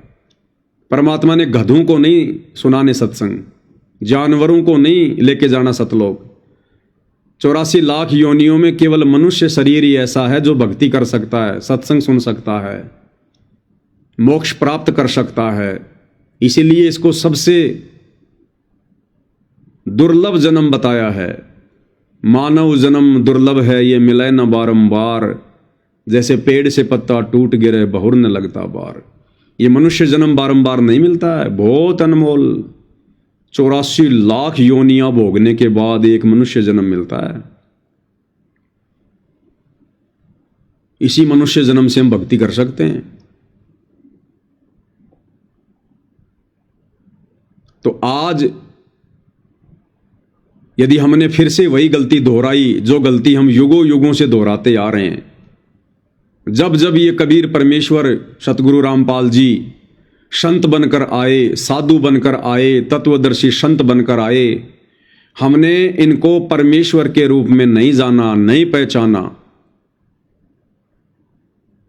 इन्होंने हमें सौ सौ लाभ दिए, सौ सौ सुख दिए, मुर्दों को जिंदा किया, बांझ को पुत्र दिए, निर्धन को माया दी, कोडी को काया दी, लेकिन फिर भी हम इनको केवल एक गुरु मानते रहे, संत मानते रहे, साधु मानते रहे,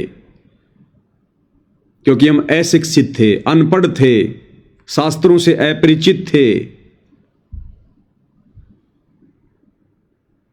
और हम इनके शरण में आकर भी मोक्ष से दूर रहे।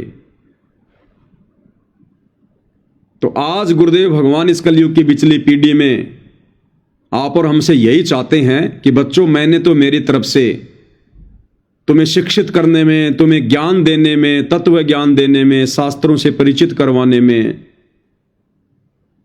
कोई कमी नहीं छोड़ी है। अब भी यदि तुम वही युगों युगों वाली गलती करोगे, अपने गुरु को अपने जैसा मानुष मानोगे, एक व्यक्ति मानोगे, मां के गर्भ से जन्म लेकर आया हुआ, जेर रूपी गंदगी में लिपटकर गर्भ से बाहर आया हुआ एक जीव मानोगे, तो भाई तुम इस कलयुग की पिछली पीढ़ी में भी मोक्ष के अधिकारी नहीं हो। और भाई और बहनों, 90% संगत, बाकी दुनिया तो क्या जाने इस परमेश्वर के विषय में, वो तो काल प्रेरित है, काल का भोजन है। लेकिन जिन जिन आत्माओं को सन 1994 से वर्तमान समय तक पूज्य परमेश्वर रामपाल जी ने अपनी शरण में लिया है, उनमें से 90% आत्माएं आज भी वही युगों युगों वाली गलती दोहरा रही हैं, अपने गुरु को मानुष मान रही हैं। और परमात्मा किसे मानती हैं? उसी दाढ़ी मूछ वाली बनावटी नकली कबीर जी की समझे जाने वाली काल्पनिक फोटो को। वही गलती कर रहे हैं हम जो गलतियां 650 साल पहले की थी। 650 साल पहले हमने उनको अपना गुरु माना, और भगवान किसको मानते रहे? ब्रह्मा विष्णु महेश को, कि गोविंद तो यही हैं, भगवान तो यही हैं, कबीर जी तो केवल हमारे गुरु जी हैं, इनके पास में कोई सिद्धि शक्ति है जिस कारण से हमें लाभ हो रहे हैं। हम उन्हें एक मानुष मानकर छोड़ दिए। नीरू का बेटा मानकर छोड़ दिए, मां के गर्भ से जन्म लिया हुआ एक मनुष्य मानकर छोड़ दिए, और उसकी सजा हमने भोगी। बारंबार मां के गर्भ से जन्म, भले हमारे को मनुष्य जन्म मिलते आ रहे हैं, लेकिन हम नरक भोगते हुए आ रहे हैं, क्योंकि गुरुदेव ने बताया कि मां के गर्भ में 9 महीने ये जीव, ऊपर को पैर नीचे को सिर, ये सबसे बड़ा नरक कुंड है, सबसे बड़ा नरक कुंड। तो हर बार उस गलती की सजा परमेश्वर हमें दे रहा है। नरक भोग के आते हैं हम, नरक भोग के। और वही गलती 90% संगत वर्तमान में कर रही है। उस समय की आत्माओं ने, 650 साल पहले वाली आत्माओं ने, जिस समय कबीर जी आए थे, उनको परमात्मा नहीं माना, अपना गुरु मान के छोड़ दिया। और आज वर्तमान की आत्माओं ने उस 650 साल पहले आए हुए कबीर जी को परमात्मा मान लिया कि हां, वो दाढ़ी मूंछ वाला परमात्मा, वो कबीर जी परमात्मा जो 650 साल पहले आए थे।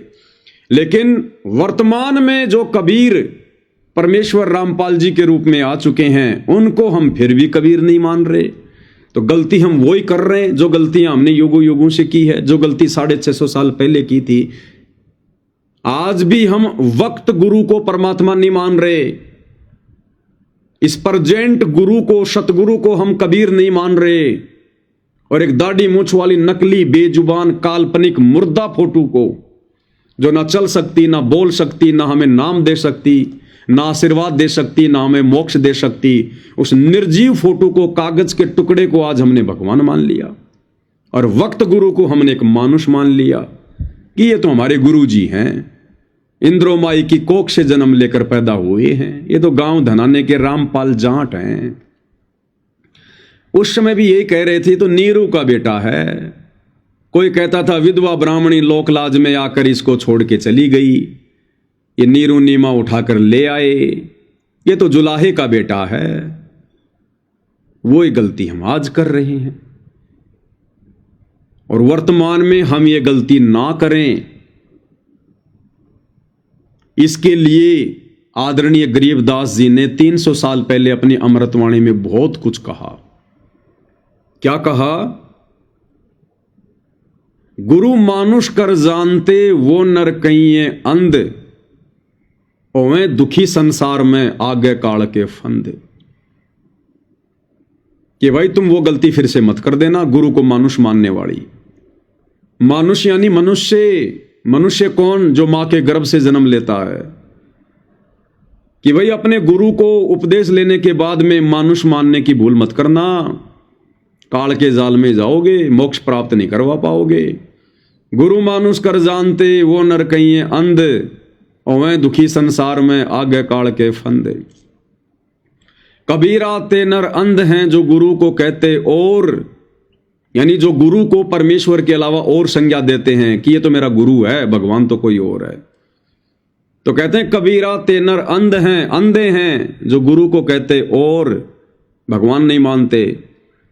और हरि के रूठे ठोर हैं, गुरु रूठे नहीं ठोर।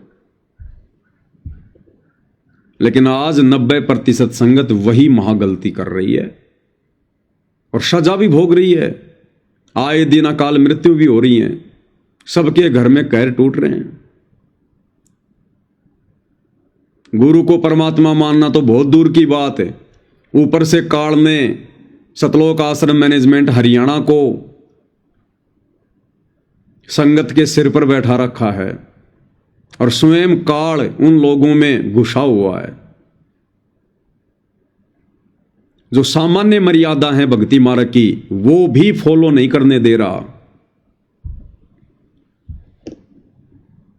तो भाइयों और बहनों, ये इस कलयुग की बिचली पीढ़ी में मोक्ष प्राप्त करने के लक्षण नहीं हैं। सर्वप्रथम तो हमने सत्सेवक भाई बहनों की तरह, साध संगति से जुड़ी हुई परमेश्वर की विशेष प्यारी आत्माओं की तरह तन मन से, दिलो जान से, आत्मा से, हृदय से ज्ञान को आधार बनाकर परमेश्वर रामपाल जी को कबीर भगवान मानना पड़ेगा, क्योंकि इनके अलावा सृष्टि में दूसरा कोई कबीर है ही नहीं। जो ये परमार्थ का कार्य इन्होंने किया है, ये अन्य कोई कर ही नहीं सकता, राजा भी नहीं कर सकता। धर्मशास्त्रों का जो निष्कर्ष इन्होंने निकाल कर दे दिया, यहां ब्रह्मा विष्णु महेश भी आज तक नहीं बता पाए, नहीं समझा पाए। और इनकी शरण में आने के बाद में जो आध्यात्मिक भौतिक लाभ इन्होंने दे दिए, यहां की ये परम शक्तियां ब्रह्मा विष्णु महेश की भक्ति करके भी कोई प्राप्त नहीं कर सकता। तो इनके अलावा दूसरा कोई परमेश्वर नहीं है। तो सर्वप्रथम तो सत्सेवक भाई बहनों की तरह ज्ञान को आधार बनाकर हमने अपने गुरु को ही परमेश्वर के रूप में मानना पड़ेगा, जानना पड़ेगा। उसके बाद उनके द्वारा हमें जो मर्यादाएं बताई गई हैं, जो नियम बताए गए हैं, हमने दृढ़ता के साथ उन सारे नियमों को फॉलो करना पड़ेगा। उन नियमों को निभाने के रास्ते में चाहे हमारा खुद का परिवार आए, चाहे समाज आए, चाहे रिश्तेदारियां आए, चाहे काम धंधा आए, हमने एक झटके में उनसे दूर हो जाना है। एक झटके में हमने ना किसी से लड़ाई करनी, ना झगड़ा करना, ना मनमुटाव करना, ना राग द्वेष ईर्ष्या करनी, लेकिन हमने अपनी मर्यादाओं को बचाना है, अपनी भक्ति को बचाना है। भाई घर छूटो, चाहे जग रूठो, चाहे रूठो ये संसारा हो, अरे फिर कौन सुनेगा इस काल लोक में जय गुरु रूठ गया मारा हो। आज यदि हमने गुरु को परमात्मा नहीं माना, मर्यादाओं में नहीं रहे, देखा देखी में चलते रहे, मोक्ष तो होगा नहीं। और फिर हमारे को क्या होगा? इस भक्ति के कारण हमारे को बहुत सारे मनुष्य जन्म मिलेंगे। उन मनुष्य जन्मों में हमारे ऊपर संस्कार व आपदाएं आएंगी। कभी आंख फूटेगी, कभी एक हाथ कटेगा, कभी एक्सीडेंट होगा, कभी आंखों के सामने बेटा मरेगा, कभी बेटी मरेगी। क्योंकि जब ये परमात्मा कबीर धरती पर संत रूप में आता है तो ये भाग्य से अधिक देता है, हमारी आने वाली आपत्तियों को टालता है। और जब गुरु रूप में आए हुए परमेश्वर कबीर जी वापस सतलोक को चले जाते हैं, उसके बाद भाई और बहनों फिर हमें वैसा ही मिलना शुरू हो जाता है जैसे हमारे संस्कार में होता है। फिर हमने जो बैटरी चार्ज कर ली है, जो भक्ति धन इकट्ठा कर लिया है, उस आधार से ही फिर हमारे को सुख या दुख मिलेगा, लाभ या हानि होगी। फिर आज जैसे वर्तमान में परमात्मा हमारे भाग्य में लिखी हुई आपदाओं को टाल रहे हैं, ऐसा नहीं टालेंगे। फिर सतलोक में बैठकर परमात्मा वही देगा जो हमारे भाग्य में लिख दिया होगा। तो आज वर्तमान में ये भक्ति करके, ये दान पुण्य करके, इतना संघर्ष करके, और यदि गुरु को मानुष मानने के चलते, मर्यादाएं ठीक से ना निभाने के चलते यदि हम मोक्ष से वंचित रह गए तो हमें बारंबार मनुष्य जन्म मिलेंगे। और उन मनुष्य जन्मों में फिर जैसे आज आम समाज में जो मनुष्य हैं, स्त्री या पुरुष हैं, उनके साथ में कैसी कैसी घटनाएं घटित हो रही हैं। अकाल मृत्यु, अचानक से बेटा मर गया, बेटी मर गई, कोई काम धंधे में दिक्कत आ गई, बहुत बड़ी कोई बीमारी लग गई। फिर ऐसा ही होगा हमारे साथ में, ऐसा ही होगा। फिर वही मिलेगा जो हमारा ये प्रारब्ध बना दिया जाएगा, जो किस्मत बना के रख दी जाएगी। और फिर 84 लाख योनियों में भी जाएंगे। फिर 84 लाख योनियों में फिर वो असहनीय कष्ट जिनका वर्णन भी करना मुश्किल है। और फिर क्या होगा भाई और बहनों? आज वर्तमान में हम जिस भक्ति को बड़े शौक से कर रहे हैं, बड़ी लगन से कर रहे हैं, अनगिनत मंत्रों का जाप करते हैं, दान पुण्य कर रहे हैं, सेवा कर रहे हैं, ये सोचकर कि हमारा मोक्ष होगा।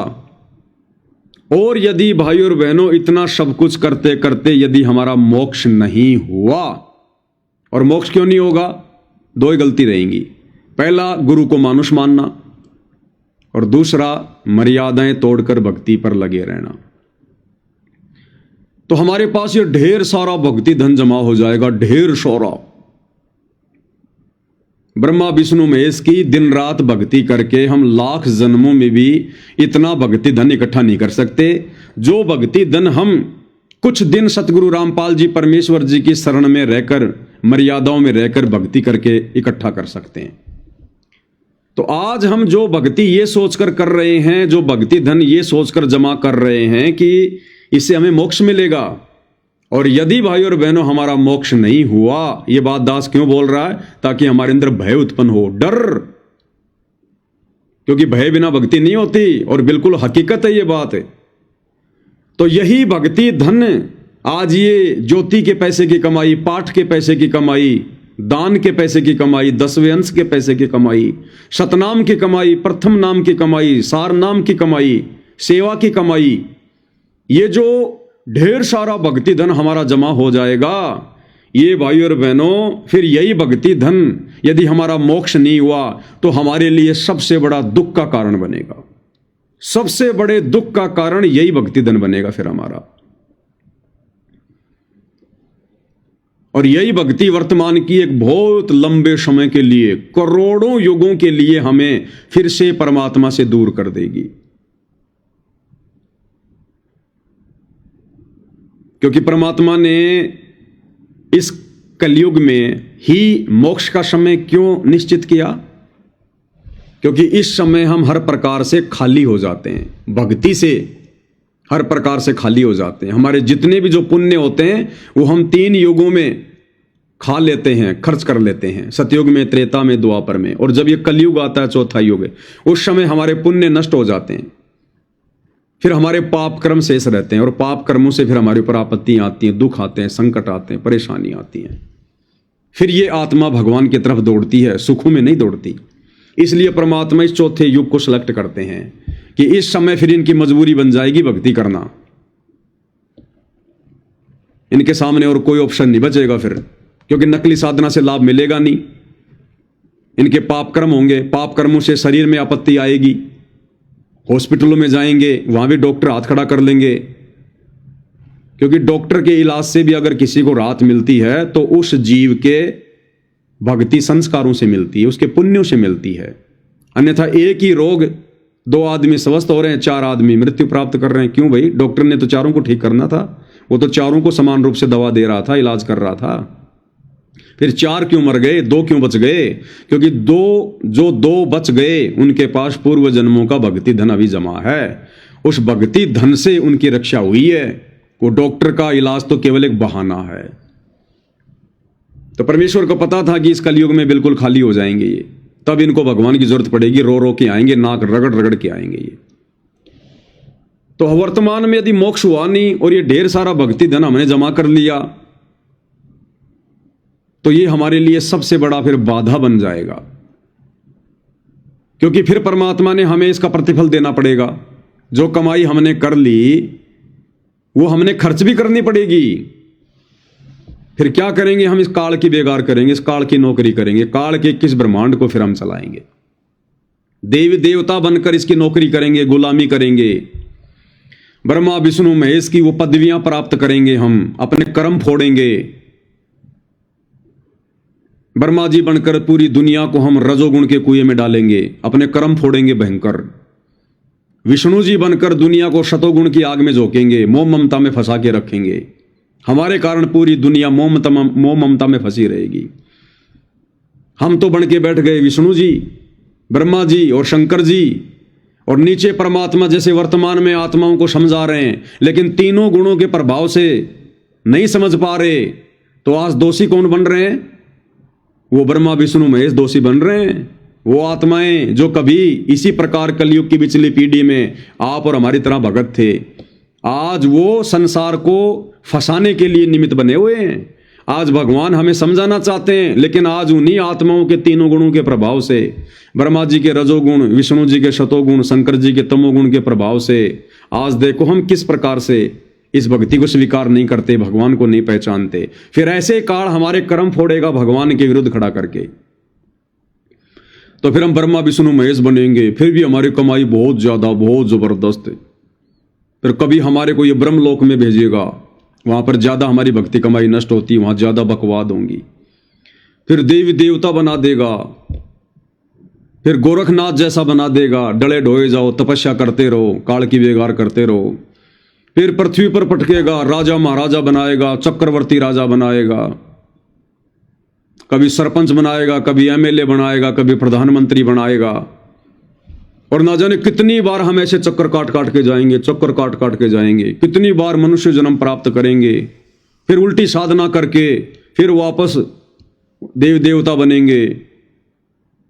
और करोड़ों युगों के बाद जब कभी हमारा इस वर्तमान कलयुग की बिचली पीढ़ी में शत भक्ति करके दान पुण्य करके जो हमने भक्ति धन इकट्ठा कर लिया, जब हमारा ये भक्ति धन नष्ट होगा तब ये परमात्मा हमें फिर कलयुग की बिचली पीढ़ी में पटकेगा और फिर हम लोगों की यही स्थिति होगी जो आज है।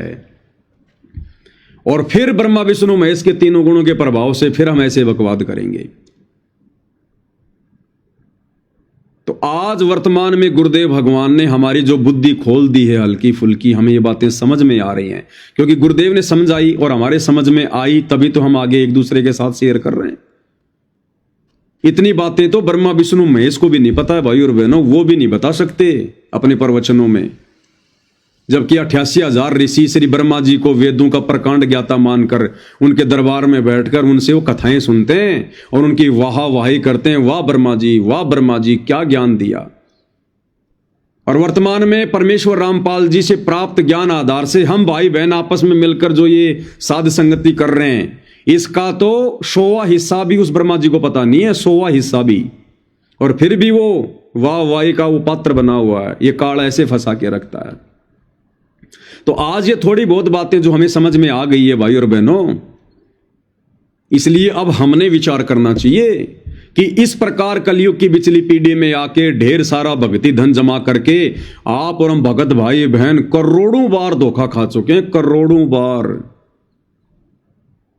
हमारी ऐसे ही दुर्गति होती आ रही, ऐसे दुर्गति होती आ रही हमारी। इसलिए गुरुजी कहते हैं समझा है तो सिर धर पांव बहुर नहीं रहे सादाव, कि भाई आत्मा अगर तेरी ये बात समझ में आ गई है कि तेरी ऐसी ऐसी दुर्गति अनेकों बार ये काल कर चुका है, अनेकों बार तू कलयुग की बिचली पीढ़ी में सतगुरु से सत भक्ति लेकर अपनी बैटरी चार्ज करके काल के हत्थे चढ़ चुका है। तो अगर ये बातें हमें समझ में आ रही हैं तो भाई और बहनों फिर अब हमने सिर धड़की बाजी लगानी पड़ेगी। और सिर धड़की बाजी लगेगी जब सतगुरु का ज्ञान समझ में आएगा। और जब तक हमें सतगुरु की मेहर प्राप्त नहीं होगी, सतगुरु की रजा प्राप्त नहीं होगी, तब तक भाई और बहनों ना तो हम ज्ञान को अच्छे से समझ सकते और शौपन में भी कभी हम गुरु को परमात्मा के रूप में नहीं देख सकते। शौपन में भी हाँ, उन कागज के टुकड़ों को भगवान मान लेंगे, उन मुर्दा फोटोओं को भगवान मान लेंगे, लेकिन जिंदा को भगवान नहीं मानेंगे जब तक हमारी बुद्धि नहीं खोलेगा परमेश्वर, जब तक हमारा ज्ञान योग नहीं खोलेगा। और ये ज्ञान योग भाई और बहनों हर आत्मा का नहीं खोलता परमात्मा। देख लो इन सतलोक आश्रमों से जुड़ी हुई 90% आत्माएं, गुरुदेव के कलयुगी बेटा बेटी भाई बंधु रिश्तेदार, ये कोऑर्डिनेटर, इनके आचरण देख लो, इनके कुक्रम देख लो, इनका ज्ञान आधार देख लो, इनकी रहनी करनी देख लो। जगत से भी गई गुजरी, जगत से भी गई गुजरी। और आप और हम चंद आत्माएं जिनके ऊपर परमेश्वर ने कैसी मेहर बख्शी है। हमें परमेश्वर ने हंस बना दिया, हंस। हम लोग मरना स्वीकार करेंगे लेकिन मछली, घोंगा, मेंढक अर्थात बुराइयां खाना स्वीकार नहीं करेंगे। अब हम इस परमेश्वर को त्यागना स्वीकार नहीं करेंगे, भले हमारा शरीर क्यों ना त्यागना पड़ जाए। हम ये मर्यादा तोड़ना स्वीकार नहीं करेंगे, भले हम खुद क्यों ना टूट जाएं। हम इस परमेश्वर से अपना हाथ छुटाना स्वीकार नहीं करेंगे, भले हमारा परिवार समाज क्यों ना छूट जाए। तो ऐसी रजा आत्माओं पर परमेश्वर रामपाल जी की भाई और बहनों अनंत युगों उपरांत होती है, अनंत युगों उपरांत। ये बुद्धि नहीं खुलती भाई और बहनों, नहीं खुलती। इसलिए दास ने शुरू में कहा था कि जो कल की सेना है, वो कल की सेना वास्तव में परमेश्वर रामपाल जी के साध संगति से जुड़े हुए उनके सत्सेवक बच्चे हैं, जो आज इस पूरे खेल को समझ चुके हैं और समझे हैं, तभी तो मर्यादाओं पर अडिग हैं। आत्म कल्याण के मामले में ना हम अपने पति की सुनते, ना अपनी पत्नी की सुनते, ना माँ बाप की, ना सास ससुर की, ना समाज की, ना रिश्तेदारों की। कि सबसे पहले हमारा आत्म कल्याण है, उसके बाद में संसार है। और संसार में हम केवल उतना ही व्यवहार रखेंगे जितना व्यवहार रखने से हमारी भक्ति पर, हमारी मर्यादाओं पर कोई आंच ना आ जाए। इसलिए भाई और बहनों, पूज्य गुरुदेव भगवान ने जो विशेष बुद्धि आप और हमारी खोली है, उसके लिए हम सदा उनके ऋणी रहेंगे, सदा उनके ऋणी। गुरु को और परमात्मा मानना यह काल के लोक में नामुमकिन है, असंभव है। अपने जैसे इंसान को परमात्मा मानना, सारी सृष्टि का सर्जनहार मानना और हृदय से स्वीकार कर लेना, ये बच्चों के बस की बात नहीं है। ये हमारे युगों युगों के संस्कार आज उस परमेश्वर ने हमारे सामने लाके रख दिए। 1, 2, 10, 15, 20 जन्मों की भक्ति के कमाई के प्रतिफल में ऐसा नहीं हो सकता। परमात्मा कहते हैं, साधु सेती मस्करी चोरा नाल खुशाल, मल अखाड़ा जीतेंगे युगन युगन के माल। आप और हम इस कबीर परमेश्वर रामपाल जी भगवान की युगों युगों से शरण में आकर भक्ति करते आ रहे हैं, भक्ति धन जमा कर रहे हैं, हमारे संस्कार बनते आ रहे हैं। तब जाकर परमेश्वर ने आज हमें वो मौका बख्शा है जो आज से पहले हम इतनी हिम्मत नहीं कर पाए गुरु को परमात्मा मानने की। देखा देखी में भले मान लिया, लेकिन हृदय से नहीं मान पाए। और इस भक्ति मार्ग में फॉर्मेलिटी नहीं चलती। तो ये दृढ़ता, ये हिम्मत, ये साहस, ये जज्बा, ये भक्ति भाव, ये समर्पण, ये लगन, ये श्रद्धा, अटूट विश्वास, ये दृढ़ता जो आज हम सत्सेवकों को प्राप्त है, ये पूज्य गुरुदेव भगवान की छप्पर फाड़ दया का नतीजा है। और भाई और बहनों, इतनी सब कुछ रजा होने के बाद यदि हम नीच किसी भी कारण से परमेश्वर के यथार्थ 13वें पंथ साध संगति से हट गए, मन में कोई दोष पैदा कर लिया, मन में एक दूसरे के प्रति मन मुटाव, राग द्वेष ईर्ष्या पैदा कर ली, और यदि हमारी किसी भी हरकत से पूज्य परमेश्वर रामपाल जी जरा भी हमसे रुष्ट हो गए, जरा भी, ये लंबा चक्कर फिर हमने काटना पड़ेगा, फिर हम काल की गोद में जाके बैठ जाएंगे। इसलिए भाई और बहनों, कोई भक्ति करे या ना करे, कोई मर्यादा में रहकर चले या ना चले, कोई हमसे अच्छा व्यवहार करे या ना करे, कोई बकवाद करे या ना करे, अब हमने सत्सेवकों को देखकर भी नहीं चलना है। अब हमने सत्सेवकों पर भी अंधविश्वास करके भक्ति मार्ग पर नहीं चलना है, क्योंकि अब यह काल हमें सत्सेवकों के माध्यम से तोड़ने का प्रयास करेगा। इसलिए अब हमने अंधा विश्वास, ब्लाइंड फेथ अपने पूज्य परमेश्वर रामपाल जी के ऊपर कर लेना चाहिए। मैं पवन दास चाहे कुछ भी बोलूं, कुछ भी वीडियो बनाऊं, कुछ भी बातें कहूं, या अन्य भगत भाई बहन आपको कुछ भी कहें, कुछ भी बातें बोलें, आपने आंख बंद करके स्वीकार नहीं करनी चाहिए। सुनो सबकी और करो अपनी आत्मा की।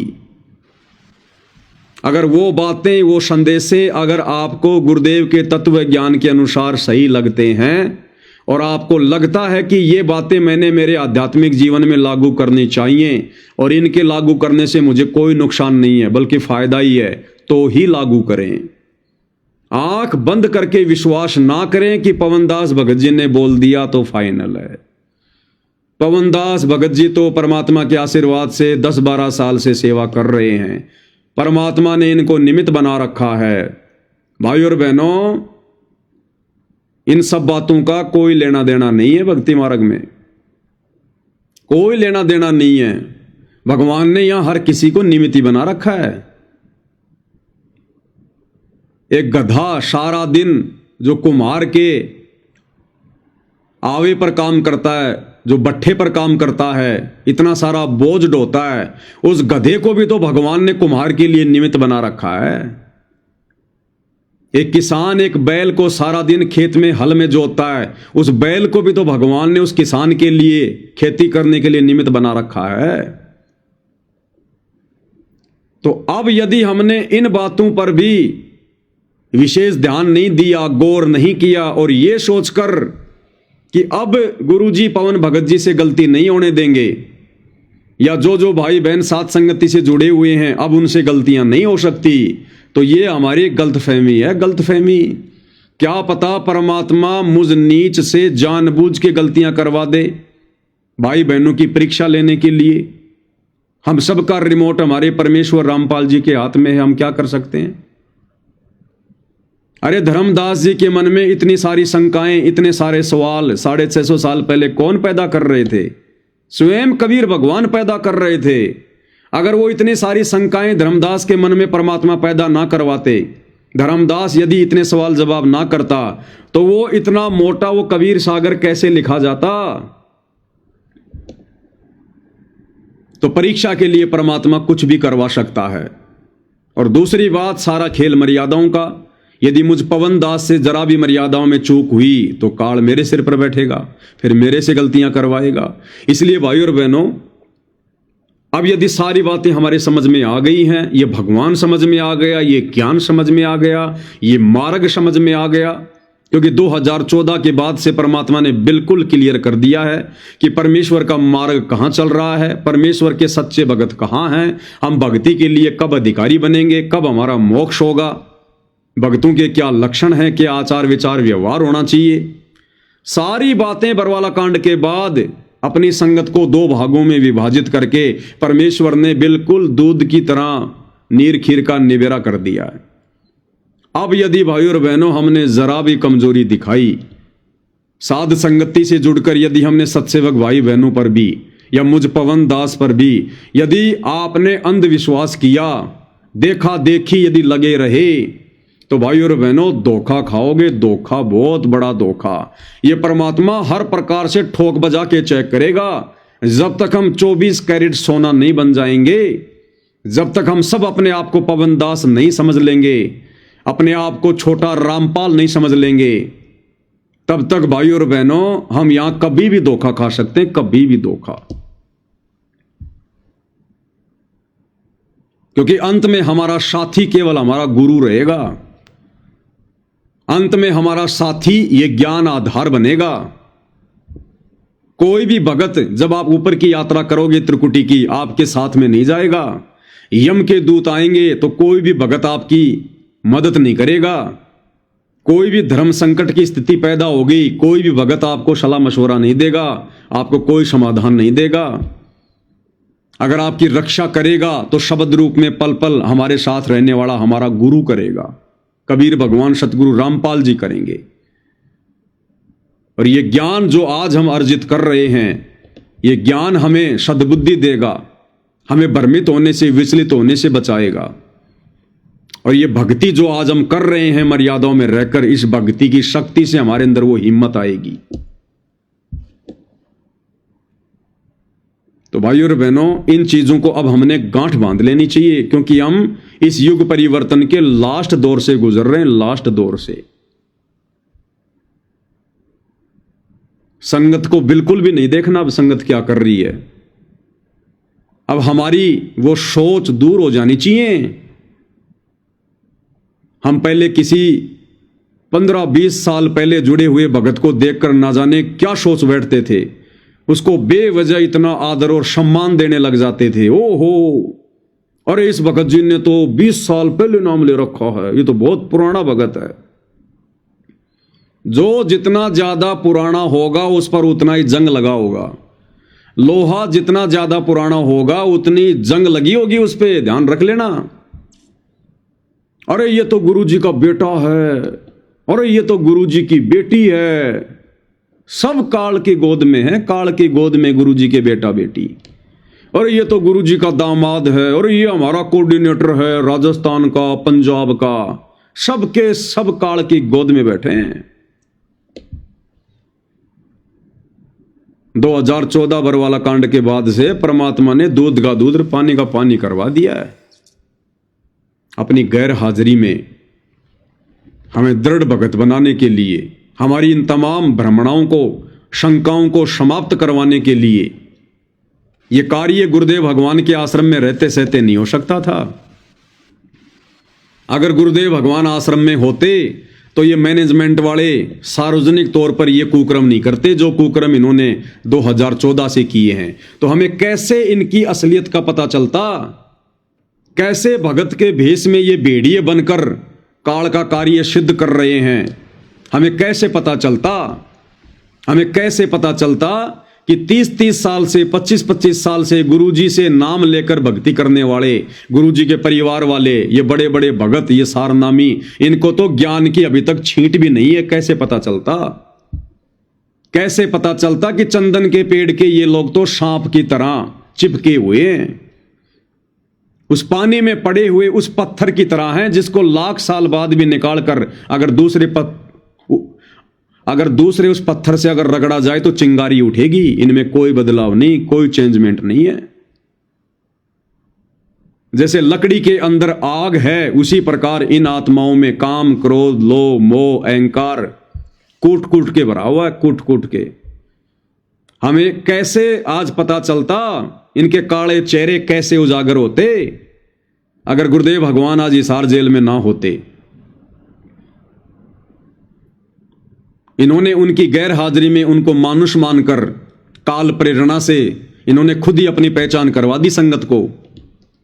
ये स्टेडियम बनाकर, गुंडों की सीबीआई जांच का समर्थन करके, संगत को बिरानी आग में झोंककर, जाटों के आरक्षण में बैठाकर, कुपात्रों को करोड़ों रुपया चंदे का देकर, गुंडों की सीबीआई जांच के लिए 5-5 लाख रुपए देकर, अयोध्या में जाकर आन उपासकों के लिए भंडारा लगाकर, अन्नपूर्णा मुहिम के तहत भगत समाज की समासें, धन और पैसा बर्बाद करवाकर, मनमाना आचरण करके, भक्तों को मां बहन की गालियां लट्ठों की तरह, जानवरों की तरह पीटना, बात बात पे मुंह से गालियां, गुरु को मानुष मानना, राजनेताओं की रैलियों में धक्के खाना, भगत समाज को मर्यादाओं से दूर करना। हमें कैसे पता चलता? आज इनके कुकर्म भला कैसे हमारी आंखों के सामने आते? कैसे हमारा मोतिया बिंद का ऑपरेशन होता? जो अज्ञानता में हम इनको गुरुजी का बेटा बेटी, भाई बंधु, रिश्तेदार, बहुत बड़े भगत मानकर बैठे हुए थे। हम तो धोखा खा जाते बहुत बड़ा। हम तो नकलची बन जाते, नकलची। और कैसे यदि गुरुदेव भगवान हिसार जेल में जाकर नहीं बैठते तो आज कैसे हम उनको परमात्मा मानते? हम उनको मानुष ही मानते रहते, अपना गुरु ही मानते रहते, और उसी दाढ़ी मूंछ वाली कबीर की फोटो को हम भगवान मान के पूजते रहते। हमारी हिम्मत नहीं होती उस काल्पनिक दाढ़ी मूंछ वाली कबीर की समझे जाने वाली फोटो को फाड़ फाड़ के दिखाने की। अगर गुरुजी आश्रम में होते तो हमारी हिम्मत नहीं होती एक शब्द भी सोशल मीडिया पर लाइव आकर भगत समाज को समझाने की। अगर गुरुदेव भगवान हिसार जेल से बाहर होते तो अगर एक शब्द भी हम बोल देते काल के खिलाफ, इन मैनेजमेंट वालों के खिलाफ, गुरुजी के परिवार के कुकर्मों के खिलाफ, कोऑर्डिनेटरों की मूर्खता के खिलाफ, 2 घंटे बाद गुरुजी के पास हमारी प्रार्थना पहुंच जाती आश्रम में और हमारी नो एंट्री करवा दी जाती, हमारे मुंह पे ताला लगवा दिया जाता। इसलिए परमेश्वर ने यह समय देखा कि ज्ञान बहुत दे लिया, अब इस ज्ञान की परीक्षा ले लूं, मेरे कितने हैं, काल के कितने हैं। जो मेरे होंगे वो तो मेरे से ज्ञान आधार से ऐसे चिपके रहेंगे जैसे चुंबक से लोहा चिपक जाता है, और जो काल के होंगे वो अपनी बकवाद कर करके और अपना चेहरा बेनकाब कर देंगे संगत के सामने, उदाहरण बन जाएंगे। वर्तमान की आत्माएं भी समझेंगी और आने वाला भक्ति जो समय है उस समय की जो आत्माएं वो भी सावधान रहेंगी। तो भाइयों और बहनों, ये खेल सारा परमेश्वर रामपाल जी का चल रहा है। वो सारी सृष्टि का मालिक, सबका सृजनहार, जिनके आधे बाल के बराबर ये पूरी सृष्टि नहीं है। उनको किसी जज ने सजा सुनाकर बाई फोर्स जेल में नहीं बैठा रखा। जिस दिन ये परमात्मा सबके सामने प्रकट होगा वो तुम्हारे जज भी जाकर उनके चरणों में नाक रगड़ेंगे, अपनी गलतियों के लिए बारंबार क्षमा याचना करेंगे। इस परमेश्वर को जेल की दीवारों ने नहीं रोक रखा। जिस परमेश्वर ने श्री कृष्ण जी को बाहर निकालने के लिए 7 ताले तोड़ दिए, वो परमात्मा खुद एक ताले के भीतर बंदी बन के रह सकता है क्या? जो दुनिया को कर्म के बंधनों से छुड़वाने आया है, जो बंदी छोड़ है।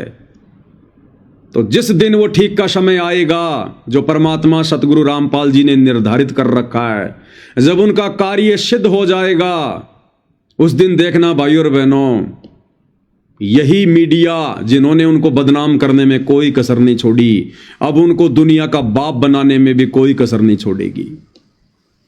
यही प्रशासन जो उनको पकड़ के लेकर गया था, यही प्रशासन अपने कंधों पर बैठा कर और 24 घंटे उनकी सेवा में रहेंगे। यही राजनेता जो आज बेखबर हैं काल प्रेरणा से, ये उनके चरणों में जाकर नतमस्तक होंगे, अपनी गलतियों की बारंबार क्षमा याचना करेंगे। और यही दुनिया जो आज उन्हें कोई बलात्कारी कहकर संबोधित करता है, कोई गुंडा, कोई भुंडा, इनकी आंखों से आंसू नहीं सूखेंगे। अपनी गलतियों के प्रायश्चित के लिए रो रो कर आश्रम की दीवारों पर मत्था मारा करेंगे, मत्था, कि परमेश्वर हमें सद्बुद्धि क्यों नहीं आई, हम आपको पहचान क्यों नहीं पाए, हमने आप जैसे परम संत की निंदा करके अपने कर्म क्यों फोड़े। और ये ज्यादा समय की बात नहीं है भाइयों और बहनों, 75% कार्य कल की भगवान रामपाल जी परमेश्वर जी का समाप्त हो चुका है, मात्र 25% बचा है। और ये 25% आने वाले 4 से 5 साल में परमेश्वर पूरा कर लेंगे। और ये सारा सब कुछ क्यों कर रहे हैं परमात्मा? आप और हमें, जो आत्माएं अधिकारी हैं मोक्ष की, जिनका समय आ गया सतलोक जाने का, जो सात संगति रूपी ट्रेनिंग सेंटर से जुड़कर अपने आप को दिन प्रतिदिन निर्मल कर रही हैं, निखार रही हैं, शुद्ध कर रही हैं, भगत बनने की, दास बनने की दिशा में आगे बढ़ रही हैं, आप और हम आत्माओं के मोक्ष के लिए। तो आप और हम आत्माओं ने भाइयों और बहनों किसी भी प्रकार की गुरुदेव भगवान की गाइडलाइन का उल्लंघन नहीं करना है। चाहे अब कुछ भी हो जाए, चाहे किसी का पति रूठे, चाहे किसी की पत्नी रूठे, चाहे किसी को घर छोड़ना पड़े, चाहे किसी को नौकरी छोड़नी पड़े। ये घर, परिवार, नौकरियां हम असंख्यों बार प्राप्त कर चुके हैं। अब हम सच्ची सरकार की सच्ची नौकरी प्राप्त करेंगे, सतलोक में जाकर सच्चा सुख प्राप्त करेंगे, सतलोक में जाकर। उसके लिए भाइयों और बहनों हर प्रकार से अब हमने चौकन्ना रहना पड़ेगा, क्योंकि शुरू में इस काल ने संगत में कुसंगत पैदा करी। जितनी भी संगत थी परमेश्वर रामपाल जी की, उसमें कुसंगत पैदा करी परमेश्वर रामपाल जी के कलयुगी परिवार को माध्यम बनाकर, कोऑर्डिनेटरों को माध्यम बनाकर। उसमें से परमेश्वर ने अपने चंद आत्माओं को छांटा, साध संगतियां शुरू करवाई। अब ये काल साध संगतियों में बकवाद करवाएगा, बकवाद करवाएगा, तरह तरह की भ्रमणा फैलाएगा, दुनिया भर का पाखंड फैलाएगा। सारे नहीं, कुछ एक। तो अब हमने ये बिल्कुल भी नहीं देखना कि ये तो सत्सेवक है, इसकी आईडी पे साध संगति का लोगो लगा हुआ है, ये तो बहुत दिनों से साध संगति से जुड़ा है। अब भाइयों और बहनों इन चीजों का अब कोई महत्व नहीं है। अब भले आप साध संगति का लोगो लगाओ ना लगाओ, क्योंकि अब ये काल इन्हीं सब चीजों को हथियार बनाएगा। लोगो लग रहा है साध संगति का, और दुनिया भर की बकवाद उसकी आईडी पे आपको देखने को मिलेंगी। और आप क्या करोगे फिर? या तो मेरे पास में मैसेज करोगे कि भगत जी देखना, इसकी फेसबुक पे ये साध संगति का लोगो भी लगा हुआ है, और भगत जी ये तो पटाखे भी फोड़ रहा है, ये तो गाने गा रहा है। अब काल क्या करेगा? अब काल इस लोगो का दुरुपयोग करेगा। एक समय तक इसका सदुपयोग हुआ, एक पहचान थी ये कि हम इन आश्रम वालों से अलग हैं। अब काल इसका दुरुपयोग करेगा। वो वीडियो आप मुझे भेजोगे, मैं उसको खोल के देखूंगा, 10 मिनट मेरी बर्बाद करवाएगा। या आप उसके नंबर निकालने का प्रयास करोगे, 10 भक्तों से पूछोगे भगत जी ये कौन है, आप जानते हो इसको? फिर आप उसको फोन करोगे, वो मानने वाला नहीं है, आधा घंटा आपका बर्बाद करेगा। इसलिए भाइयों और बहनों अब यदि किसी चीज का महत्व है तो केवल परमेश्वर की मर्यादित भक्ति का। आप मरे जग प्रलय होई। जब इंसान खुद मर जाता है ना, उसके लिए पूरी संसार मर जाता है, प्रलय हो जाती है उसके लिए। अब मैंने आंखें बंद कर ली, मेरे लिए सारा संसार अंधा हो गया। इसी प्रकार अब मैंने भगत बनना है, अब हमने भगत बनना है, हमने भक्ति करनी है। पहले हम सबको साथ लेकर चल रहे थे, अब हमने खुद भगत बनना है, खुद हमने दास बनना है। हमने अब दूसरों को नहीं देखना, दूसरों की चिंता नहीं करनी। कोई भक्ति करे ना करे, कोई साथ संगति से जुड़े ना जुड़े, कोई अपने कर्म बिगाड़े या फोड़े, अब इस स्तर पर आकर हमने खुद जीवित मरना है। आपका कितना ही खास, कितना ही नजदीकी साथ संगति से जुड़ा हुआ अगर बकवादे कर रहा है, अब भाई और बहनों उसको समझाने में भी अपना समय बर्बाद मत करो। उसकी तरफ देखो भी मत, सोचो भी मत कि ये तो बहुत अच्छा भगत था, अचानक से क्या हो गया। वो हो गया सो हो गया। अब हमारे अंदर ये डर बैठना चाहिए कि ये भगवान मेरे साथ ऐसा ना हो जाए। इस निकम्मे ने क्या मर्यादा तोड़ दी होगी, क्या इसके मन में दोष आ गया होगा जो ये काल के जाल में चला गया इतनी अच्छी भक्ति करते करते भी।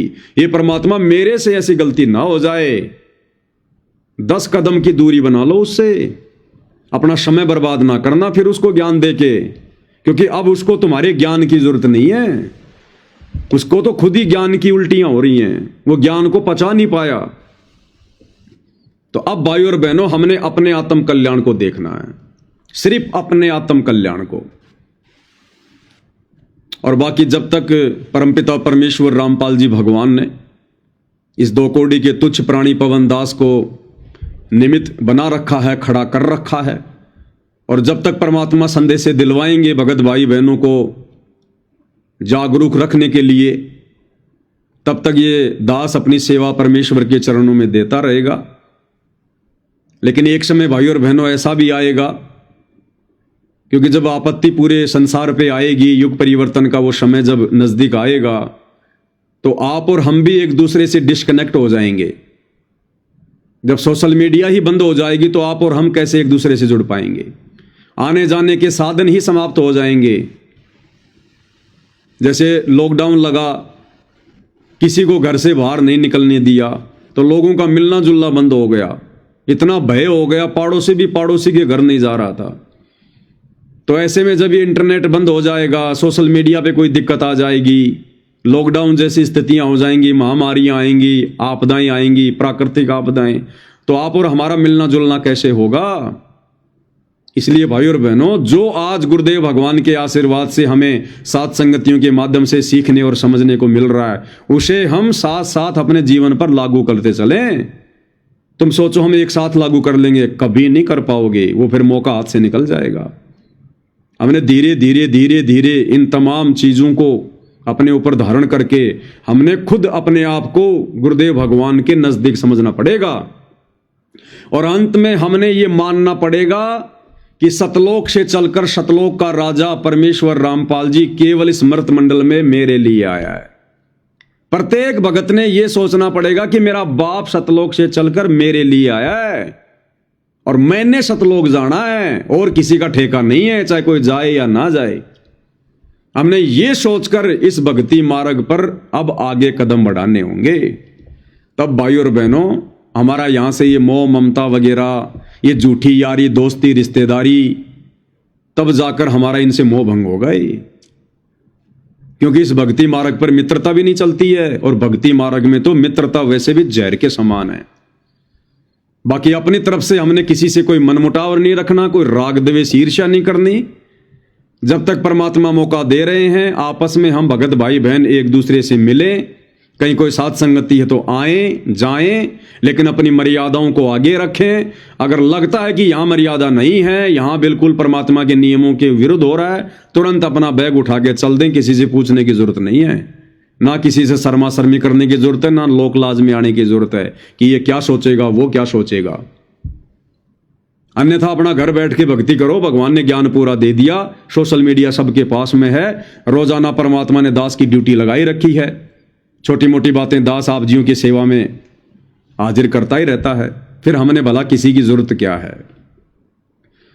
सबको भक्ति विधि परमेश्वर ने सब प्रकार से समझा दी है, कैसे भगवान को प्रसन्न करना है। गुरु को हमने परमात्मा मान ही लिया है, आरती उनकी उतारनी शुरू करी दी है, भोग लगाना शुरू करी दिया है। फिर हमने कहां धक्के खाने की जरूरत है, कहां भटकने की जरूरत है। महीना 2 महीना 3 महीने में छोटी मोटी कोई साथ संगति करो तो अपने आसपास के भक्तों की कर लो, ज्यादा दूर जाने की हमने जरूरत नहीं है। और अब आदत डालो घर बैठ के भक्ति करने की, क्योंकि आने वाले समय में लंबे समय के लिए घर में ही बैठना पड़ेगा जब परिस्थितियां बिगड़ेंगी। तो अब वो समय नहीं रहा भाई और बहनों। अब ये परमात्मा रामपाल जी ही अपना गला नहीं फाड़ेंगे सारी जिंदगी। सन 1994 से परमात्मा ने जो मेहनत की है, जो संघर्ष किया है, आदमी का कालजा फट जाए, कालजा कर नहीं सकता कोई। अरबों खरबों रुपया एडवांस में बैंक में डालकर कोई कहे कि ले भाई तेरे को पैसे की कोई दिक्कत नहीं है, ये गाड़ी घोड़े ले और तू ये काम कर। तो जो काम परमेश्वर रामपाल जी ने किया है 30 वर्षों से, उसका 1% भी नहीं कर सकता कोई आदमी, 1% भी। परमार्थ के लिए निस्वार्थ भाव से सेवा। तो सारी जिंदगी हम अपने परमात्मा को यूं ही दुखी करते रहेंगे क्या? यूं ही हम उनसे उनका वो गला फड़वाते रहेंगे क्या? उनको दुखी करते रहेंगे क्या? कलयुग की बिचली पीढ़ी है, अब तो कम से कम उनको सुख की सांस लेने दो। इस काललोक के अनुसार परमेश्वर की क्या उम्र हो रही है? 74-75 वर्ष हो रही है। 74-75 वर्ष में आदमी खाट पकड़ लेता है, चला नहीं जाता ढंग से, बोला नहीं जाता, 20 बीमारियां घेर लेती हैं। ऐसे में उनकी सेवा की जाती है। तो अब भाई और बहनों, अब समय आ गया है पूज्य गुरुदेव भगवान की सेवा करने का, उनको सुख प्रदान करने का। कौन सा सुख? वैसे तो सबको सुख देने वाले वो ही हैं, लेकिन उनके ज्ञान आधार पर चलकर, उनके मिशन को सफल बनाकर उनको यह प्रसन्नता देने का कि हां अब मेरे बच्चे मेरे मिशन को समझ चुके हैं। मैं क्यों आता हूं यहां पर, क्यों अपने आप को छुपाता हूं, ये मुझे पहचान चुके हैं और जैसा मैं चाहता हूं ये वैसी भक्ति कर रहे हैं। तब परमेश्वर प्रसन्न होते, भक्ति से, भाव से, मर्यादाओं से। सारी जिंदगी परमेश्वर रामपाल जी आप और हमारी सेवा में लगे रहे, आप और हमारी सेवा में। ये ज्ञान समझाना, हमें भक्ति का पाठ पढ़ाना, हमारे लिए संघर्ष करना, ये सेवा है। लेकिन अब आप और हमने उनकी सेवा में लगना है। आप और हमने अब उनको अपनी पलकों पे बैठाना है, परमेश्वर मानकर। और ये मौका ना जाने आने वाले समय में किन किन सौभाग्यशाली आत्माओं को मिलेगा। ये तो परमेश्वर ही दया बख्शेंगे भाई, ना मैं कुछ कह सकता, ना आप कुछ कह सकते। परमेश्वर अपने अंतिम दिनों में किन किन आत्माओं को अपने पास में रखेंगे, ये तो परमेश्वर के ऊपर है। रखे ना रखे, लेकिन जो भक्ति विधि उन्होंने बता दी, मोक्ष तो उसी से होना है, मोक्ष तो उसी से होना है। और यदि हमने मोक्ष करवा लिया तो परमात्मा के लिए उनके साथ रहने वाली आत्मा भी उतनी प्रिय होगी, और दूर बैठकर भक्ति करके मोक्ष प्राप्त करने वाली आत्मा भी उतनी ही प्रिय होगी। तो भाई और बहनों, बहुत बड़ी रजा है गुरुदेव भगवान की। परमेश्वर ने सद्बुद्धि दे रखी है, हल्का फुल्का हम भाई बहनों का ज्ञान योग खोल रखा है। तभी ये दास इस गंदी जुबान से 2 शब्द उनकी महिमा में निकाल पाता है और आप भाई बहन समझ पाते हैं। नहीं तो हमारे खुद के भाई बहन जो सतलोक आश्रमों से जुड़े हैं, इन्हीं बातों को सुनकर, और उन्हें पता है कि यहां पर गुरु की महिमा हो रही है, उसके बावजूद भी वो ना जाने कैसे कैसे कमेंट्स करके निकल जाते हैं। और जगत वालों की तो हालत ही खराब है, वो तो सीधा गाड़ी से नीचे बात ही नहीं करते। तो अब हमने भाई और बहनों किसी को नहीं देखना है, अपने खुद के आत्म कल्याण को देखना है, क्योंकि अब आत्म कल्याण का समय आ गया है। तो भाई और बहनों, पूज्य गुरुदेव भगवान के आशीर्वाद से आज की साथ संगति में केवल इतना ही। आगे परमात्मा दया करेंगे, फिर से दास सेवा में हाजिर होगा। तब तक गुरुदेव भगवान हम सभी आत्माओं को आशीर्वाद दें, हमारा मार्गदर्शन करें बंदी छोड़ सतगुरु रामपाल जी परमेश्वर जी की जय हो।